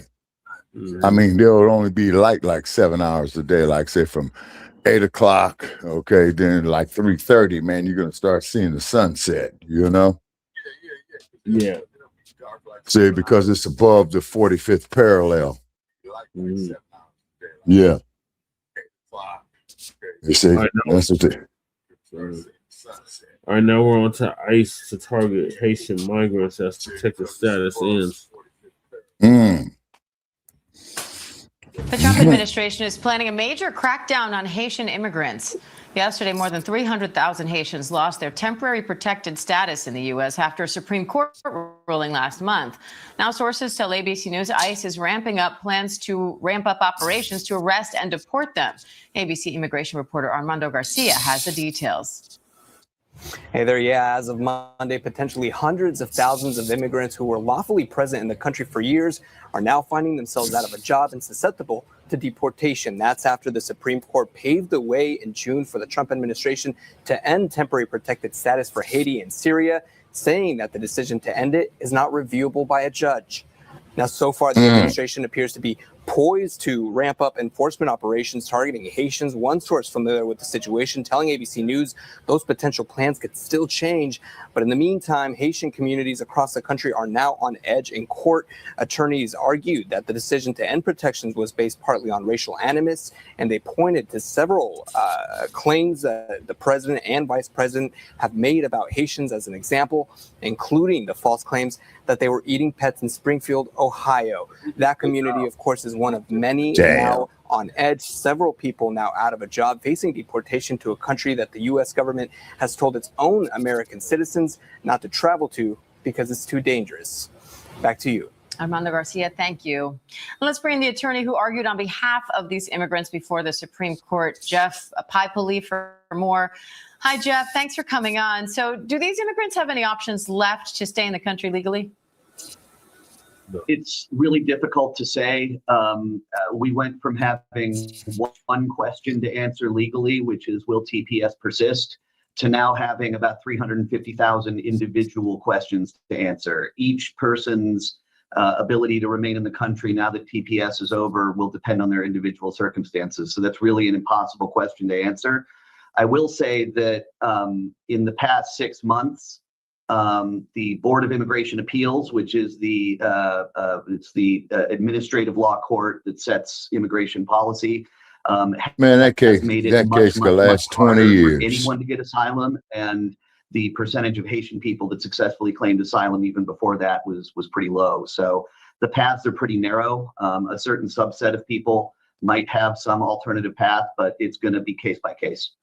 Jeff, the Homeland Security Secretary says Haitian migrants can still apply for temporary visas, permanent residence, or choose to take more than $2,000 from DHS to self-deport. What do you make of those options? I think that they're not real options for most people. Haiti is, without getting too far into the weeds of the legalities here, if you leave the country in general, you are barred from coming back for 10 years. And that's the part that the secretary does not mention. People who self-deport generally have to commit to not coming back for 10 years. The entire purpose of TPS was to prevent people from suffering immediate physical harm. And that's what these folks will be facing if they have to go back to Haiti for whatever reason. So the secretary is saying, go back to Haiti where it's incredibly dangerous, and then apply for these statuses that aren't even real options for them as a practical matter. Former DHS Secretary Kristi Noem says Haiti and Syria don't meet the conditions for temporary protected status, and allowing immigrants from those countries to stay here is, in her words, contrary to the national interest of the United States. What's your response to that? I think that it's very much in the national interest to have these folks here. TPS holders, by definition, are not criminals. You cannot be a criminal and maintain TPS. TPS holders, by definition, do not are not a drain on the public dole. They cannot take federal public benefits. That's why the labor participation rate among TPS holders is higher than that for native-born citizens. The Secretary's rationale for it being contrary to the national interest is really just based on the president's own agenda that he simply wants fewer Haitians in the country. And now that the Supreme Court has ended temporary protected status for these people, does the law call for them to be deported? Again, it depends on their individual circumstances. The TPS protections are no longer in place. A certain subset of people within that Haitian TPS population are probably going to be immediately removable. Some will not be, at least not in the short term. So the answer is, again, it depends on the individual circumstance. It's complete chaos out there right now, I have to say. There's an immense amount of fear and panic among this community because TPS was their lifeline, and now it's gone. And now the Supreme Court seems to be paving the way for other countries to lose TPS status. What are you watching for there? Well, there are still some countries with active TPS because their designations have not yet come up for review. For example, Ukraine's decision. Ukraine has had TPS since the beginning of the war in Ukraine. That TPS designation is up for review in October. I'm very curious to see what happens in that case, because I do think that is a country where the politics around this are a little bit different. All right, Jeff Pipely, we appreciate your time today. Thank you. Thank you. All right, so they gotta go. Yeah. And I'm back. Yeah. So let's now get to the story out of Virginia, where police say that the son of a Kansas City Chiefs coach shot his mother. Our Pierre Thomas has been reporting on this since the story broke. Pierre, people are searching right now. They want to know why Elijah Bieniemy shot his mother. What are officials saying? Well, so far what they've said, Gio, is that this arose out of a domestic disturbance. They haven't given a specific motive, but we know that domestic violence in this country is an ongoing and a chronic epidemic issue, if you will. And that's the basic thing that we know so far. They have not given any further detail. His next hearing is coming up sometime in the month of August. Eric, what about Pierre? What about Elijah's father, Eric? Because obviously that's one of the things that people are focusing on right now. He obviously works for the Chiefs. So what is he saying anything? Are the Chiefs saying anything? Well, we heard the coach of the Chiefs speak yesterday, Andy Reid, just talking about their love for both Eric, the coach, and Mia, the woman who was shot. Speaking of them fondly, so far, Eric has not spoken about this. Obviously, it's a very challenging issue. It involves his wife, who was seriously injured, shot in the chest and the arm, according to the 911 call. The broadcastify that we have all listened to and viewed. But the issue for him, like so many people in these situations where it's involving family members, I'm sure he's trying to sort out what exactly happened, and it involves obviously two people he would love. And Mia Bieniemy, I know that you mentioned right now she was seriously injured. Do we know anything about her condition, though? The last information we have is that she's in stable condition. Hopefully that good news will continue. But again, we do know, according to the initial reports, shot in the chest and the arm. But thankfully, so far, all the indications is that she's been in stable condition. But that's the last update that we have. Oh, just tragic in every way, no doubt about it. And we hope that Mia recovers. Pierre Thomas, thank you so much.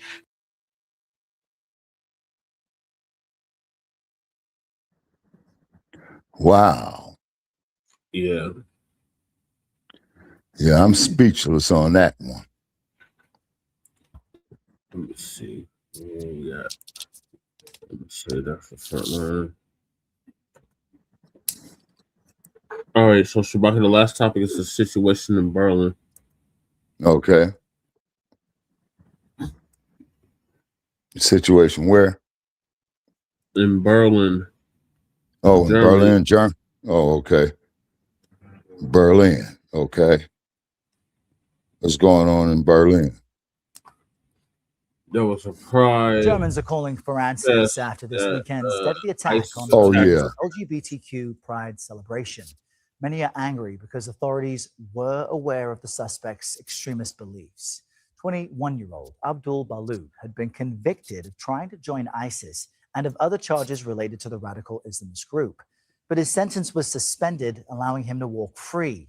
Just weeks ago, police searched his home but left after only finding a toy gun.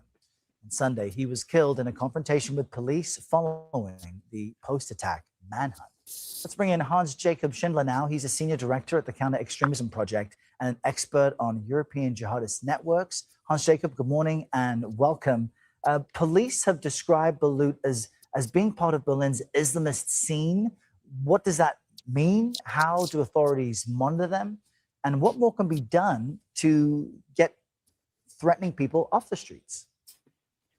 Well, I mean, the Islamist scene in Berlin and in Germany in general is quite diverse and is monitored by both the federal level as well as the state level domestic intelligence services, our equivalent of the FBI. It includes networks such as the Muslim Brotherhood, who are not using violence to bring down the political system, but also sympathizers for hardcore terror organizations such as Hamas, Hezbollah, Al-Qaeda, or the Islamic State, and many variants around that. So it is quite heterogeneous. In this particular case, this was a hardcore ISIS sympathizer and who wanted to become part of ISIS, trying to travel to Syria three times, luckily unsuccessfully. Now, the problem is that, of course, these individuals are under observation by the domestic intelligence service, and there is a specific group to which he did belong, which is called particularly risky individuals, which is a couple of hundred all over Germany, that are deemed to be anytime ready to exert violence to further their ideological aims and therefore eat up a lot of resources that go into the monitoring because they cannot get, of course, arrested until they actually prepared or committed a crime. Well, now, the strange thing... Yeah. Well, this is what I think many of our American viewers will find so strange, is that police were aware of him, but they didn't have enough information to keep him off the streets. In fact, he was ordered to take part in a de-radicalization program. This was court-ordered, and that group tells CBS News he was about to be disqualified because his cooperation appeared fake. Let's just listen to that.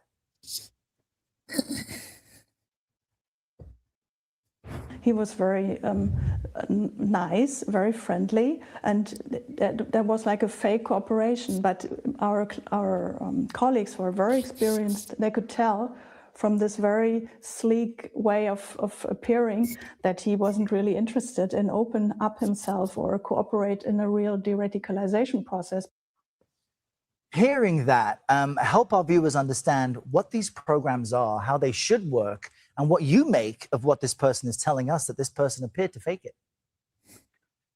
Look, I mean, de-radicalization programs have at the core the aim to bring people out of extremist milieu. They work particularly well very early in a radicalization process when the extremist beliefs are not deep set into the individual's minds. And they also work very well if the individual is willing to actually leave the extremist circle. Neither one was the case in this case of the perpetrator of the attack, hence the assessment that it was not possible to continue the cooperation with him. The court decision is now discussed widely in Germany because it's unclear what risk assessment the court did. They just convicted him of having joined the terror organizations, yet they released him with the sole provision that he has to talk to the de-radicalization program, not any other restrictions such as movement restrictions or regular check-in with the police. So that's at the moment being discussed. Obviously, when you have a highly motivated terrorist in front of you, he will fake cooperation. And it actually takes prison time to even open the person's minds up and give a de-radicalization program at least a fighting chance. The way this was done here was impossible to be effective. Yeah, something clearly went wrong. Such a disturbing sequence of events. Hans-Jacob Schindler, thank you for being with us today. We appreciate it. But we'll talk about this more now because Germany's experienced a significant increase in crimes committed against LGBTQ individuals over the last few years. That's according to the country's crime data. CBS News' Bradley Blackburn has been looking through it and has an idea of what may be behind the rise. Bradley, good morning. Errol, good morning. There is a larger context here. Look at me at this line. This is data from Germany's Federal Criminal Police Office. They say that in May, crimes linked to sexual orientation have increased more than tenfold since 2010. Just in the last year alone, the number of crimes against someone because of their sexual orientation rose 17%. Similarly, German police reported crimes against transgender, non-binary, or intersex people rose about 12% between 2024 and 2025. The official German police report on politically motivated crime noted that overall, the proportion of anti-LGBTQ violence was, quote, significantly higher than the average for all types, Errol. Now, did the official German police stats suggest anything about who is committing these crimes, whether it's religious extremists or people who are politically motivated? Well, they do divide the crimes among different groups that they identify as politically motivated by left-wing, right-wing, and foreign and religious ideologies. A large share of the increase here, Errol, is being driven by increases from right-wing and religiously aligned suspects, according to German police. Incidents driven by right-wing ideology targeting gender-diverse individuals went up 24%, while religiously motivated incidents rose by 200%. There is concern among some German political experts that the rise of conservative extremism, both religious and political, could lead to more hate crimes against the LGBTQ community. The far-right political party Alternative for Germany, that's known as AfD, placed second in last year's national election. The group opposes gay marriage equality, gay adoption, and programs supporting trans individuals. But that's despite the party's co-chair, Alice Weidel, being married to a woman and having 2 adopted sons. The rise in support for conservative ideologies has made some LGBTQ individuals feel unsafe expressing their identities in public. A 2024 study by the EU Agency for Fundamental Rights found that 40% avoided holding hands in public and 34% concealed their identities at work, Errol. All right, Bradley, thank you very much. All right. So that's all we Well, got I'm for y'all. I'm speechless on that, man. You know what I'm saying? I mean, if they did something to curtail that shit, man, they wouldn't have that, you see. So once again, it goes on into the educational system, like in some states, and California is one of them, where they, have discussions on this type of shit. You know what I mean? Yeah. All right, Shabaka, what's So- the closing statement? Okay, my closing statement is this here. We want to thank everybody for joining us here on this episode and date of Shabaka's Black Experience Enhanced. Definitely check us out, next Tuesday. And we look forward to, to doing Grand Rising. Yeah, doing Grand Rising with Shabaka and the Chase. So we want to thank all those out there, who's been viewing it and sharing the views, and please keep it up. Yes, this is because I need about 50 more people before I can go live. So, More subscribers, Shabaka. yeah, I need 50 more people as subscribers on YouTube. Yeah. Okay, what did you say? 6? Yeah. Oh, okay. So it's 6. Okay, yeah. So we look forward, to getting those 6 subscribers. A shout out there to Breeze Omega and other platforms that we interacted with. And, and definitely look at our playbacks as well, too, and whatnot. And then if you look at it, if there's something you disagree, just place a comment in your social media, and you could follow Shabaka at Shabaka EXP on Twitter. And then, of course, you can follow the like page of Shabaka's Black Experience Enhanced. Yep. So thank y'all for watching season 12, episode 8 of Shabaka's Black Experience Enhanced in conjunction with the Front Line Blacc News. The air date of this program was July 28th, 2026. And join us in about 30 minutes to an hour for Front Line Blacc News, season 6, episode 36. 6, part 3 continuation. So we'll see y'all then. All right. Okay. And okay, Lady Che, and thanks for having me, and appreciate the input that you guys are doing for Shabaka's Black Experience Enhanced.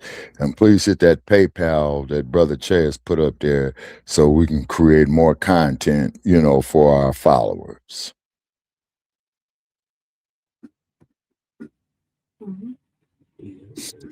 All right. Okay, Shabaka. So we're going to bid you a farewell from the Mile High Income and the Legal Migrants for the city. Yeah, and the cities of them ponies, and when football season come in, hope ponies lose all their games, man. Gators lose all their games, but they've been known. Well, that's a distinctive possibility. You see what I'm saying?